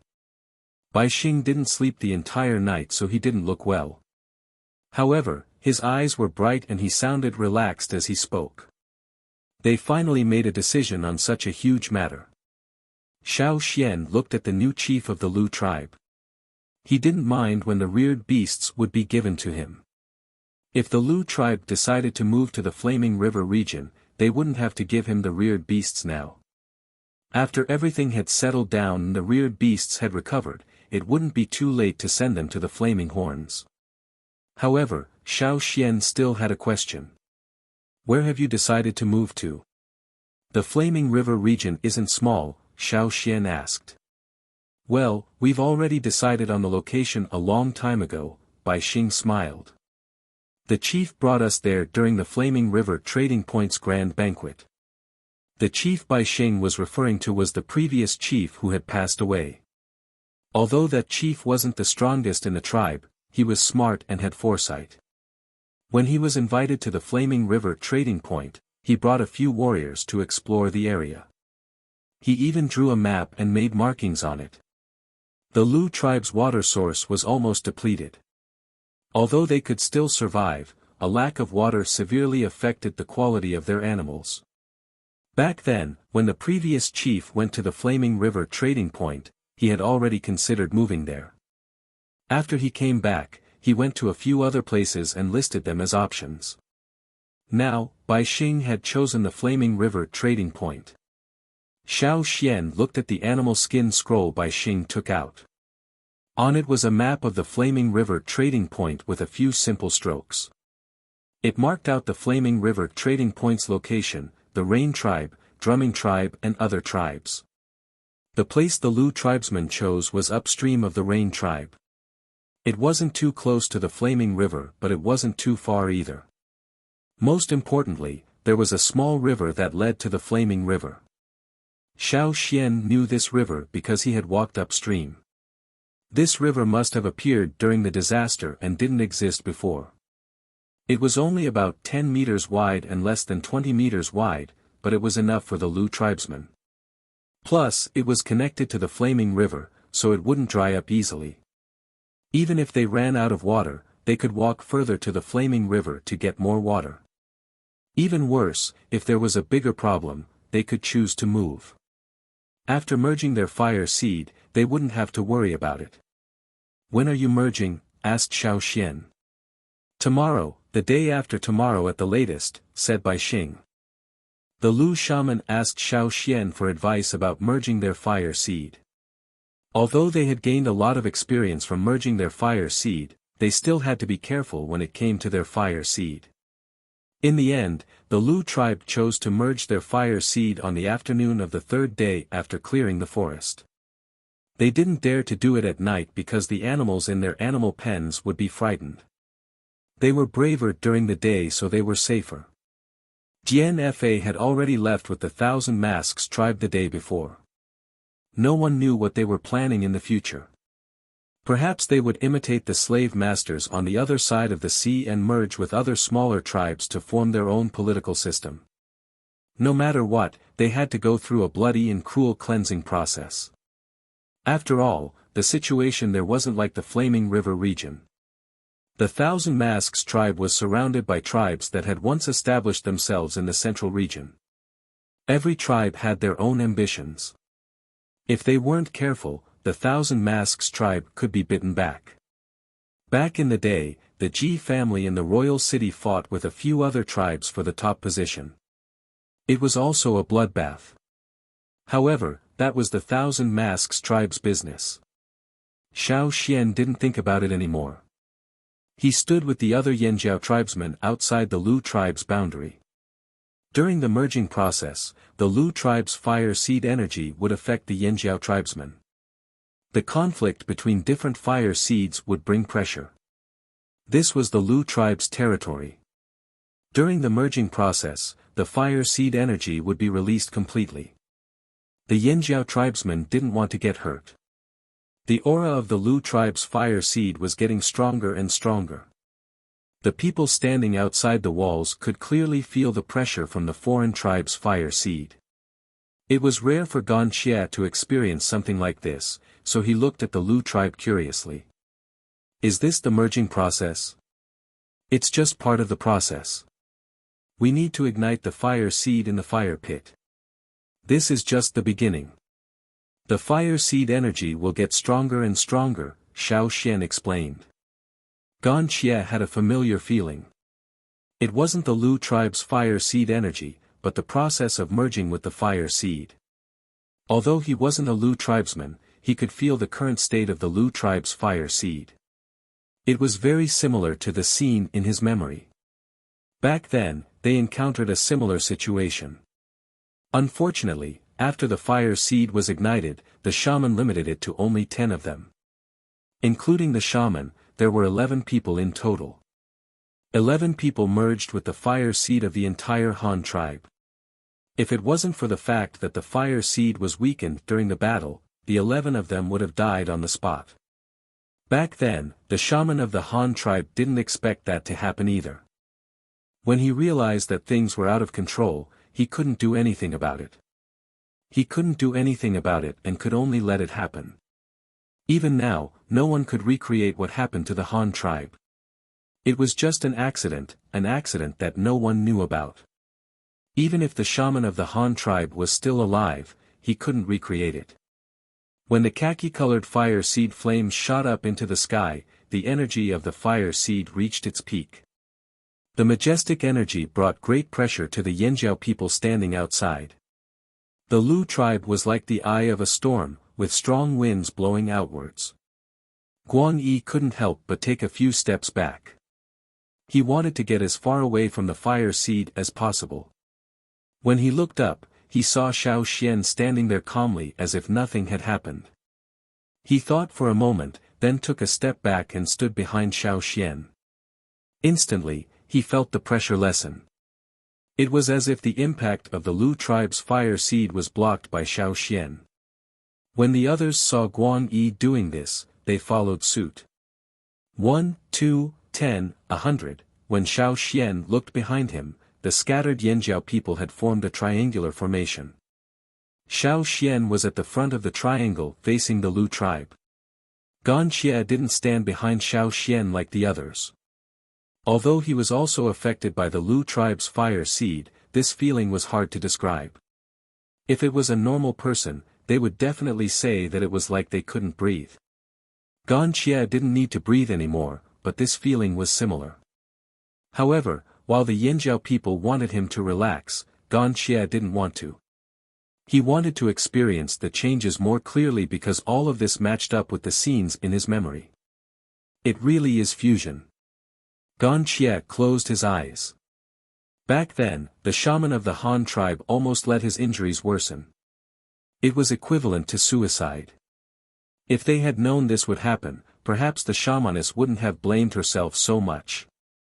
No, she still blamed herself. After all, it was the shamaness who turned the tribe's fire seed into such a state. Moreover, she only merged it into 11 people's bodies. The rest of the Han tribesmen were no different from the wanderers who had no totemic power. No matter what, it was all in the past. What happened couldn't be undone. There was no point in regretting it. When everything calmed down, the Lu tribe's fire seed's aura gradually dissipated. The Yanjiao people also felt the pressure on their bodies disappear. It's done. The Lu tribesmen had successfully merged their fire seed. Every tribe that succeeded in merging their fire seed would have some time to adjust their mentality. Everyone had different thoughts. After all, from now on, they were no longer the Lu tribe of the past. If they encountered danger, they wouldn't be able to avoid it by hiding in the tribe. They wouldn't have the fire seed to protect them anymore. However, Xiao Xian and the others wouldn't give the Lu tribe too much time to adjust. They couldn't just sit here and wait for the Lu tribe to adapt to this change. The Lu tribe still had to migrate. If they wanted to travel with the Yanjiao people, they had to hurry up and prepare. The animals in the animal pens were counted and assigned to different people. When the time came, there would be people to watch the animals along the way to prevent them from leaving the herd. Fortunately, after generations of domestication, the animals had become much more docile. They weren't as wild as the wild beasts in the forest. There were even some animals like cows and horses that were used to pull carts. When the time came, as long as they took good care of them, they would be able to manage the herd. The animals in the Lu tribe were all social animals. Wherever the herd went, they would follow. The Lu tribe was busy for 3 days. The Yanjiao people also helped them build carts. The people who hadn't awakened their totemic power and the injured were arranged to sit on the wooden carts. When everything was ready, the Lu tribesmen set a fire and burned down all the houses in the tribe. The houses and other tools that they couldn't take away were gone. Without the ancient fire seed, as soon as they left, someone would come and take it. They wouldn't leave it to those who were still watching in the dark. Since they couldn't take it away, they might as well destroy it. When everything was destroyed in the fire, the Lu tribe drove the herd away and began to migrate. There were people sitting on the stupid birds in front of the herd. Sometimes, some injured Yanjiao warriors would ride on them. Because these birds were too stupid, they wouldn't think of anything else when they saw food. So, if you wanted these stupid birds to follow you, you just had to use food to keep them. Thus, such a scene was often seen on the road. A clumsy bird was striding with its 2 big feet, and the person riding on it was holding a long pole, with a piece of wild fruit tied to the other end of the pole, hanging in front of them. The cows and other herds of animals were also divided into several groups. There were people riding horses and cows around the herds. They ran back and forth, chasing the animals that strayed away from the herd back to the herd. When other tribes migrated, there were only people. However, when the Lu tribe migrated, it was even bigger. The running hooves of the animals kicked up clouds of dust. It was fine in places with a lot of grass, but in places with sparse vegetation and people walking around, the clouds of dust were so thick that people couldn't even see them clearly. The Lu tribe's migration route was different from the Yanjiao's. Sometimes, they would take longer detours for safety reasons. Xiao Xian sent letters to the major tribes in the central region in advance, telling them to take care of their subordinates. This gave the major tribes a headache. Especially the Thousand Masks tribe. When they saw Xiao Xian's letter, Jian Fa cursed the Yanjiao ancestors in his heart. The Lu tribe chose to follow the Yanjiao and the Thousand Masks tribe couldn't stop them. But now, the Lu tribe's migration team might be attacked by other tribes.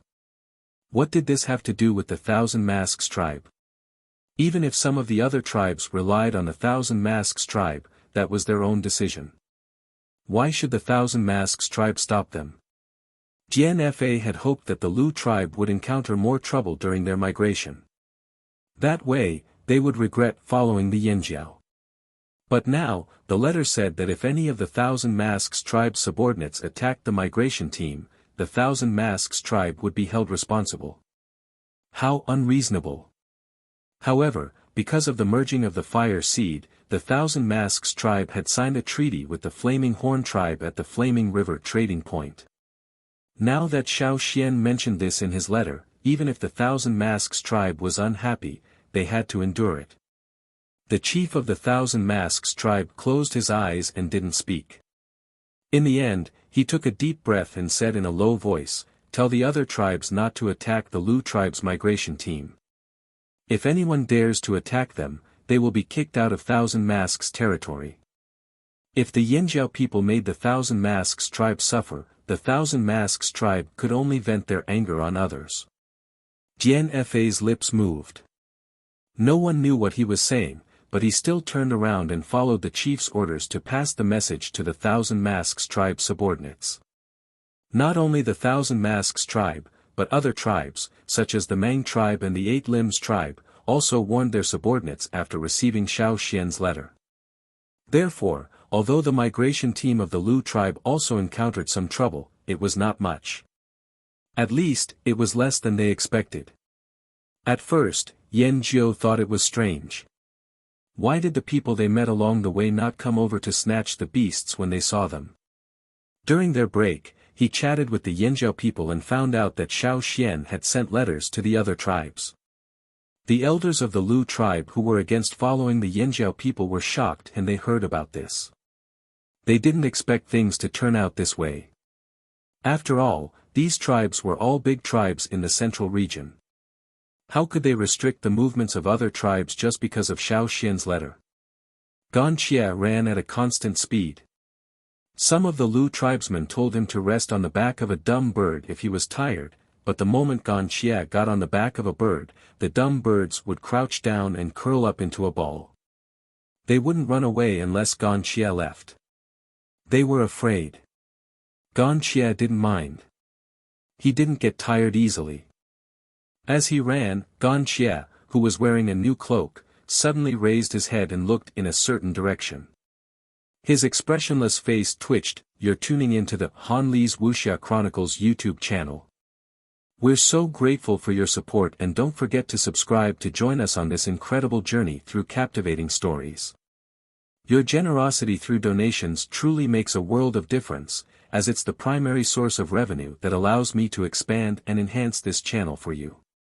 Thank you from the bottom of my heart for being a part of this adventure.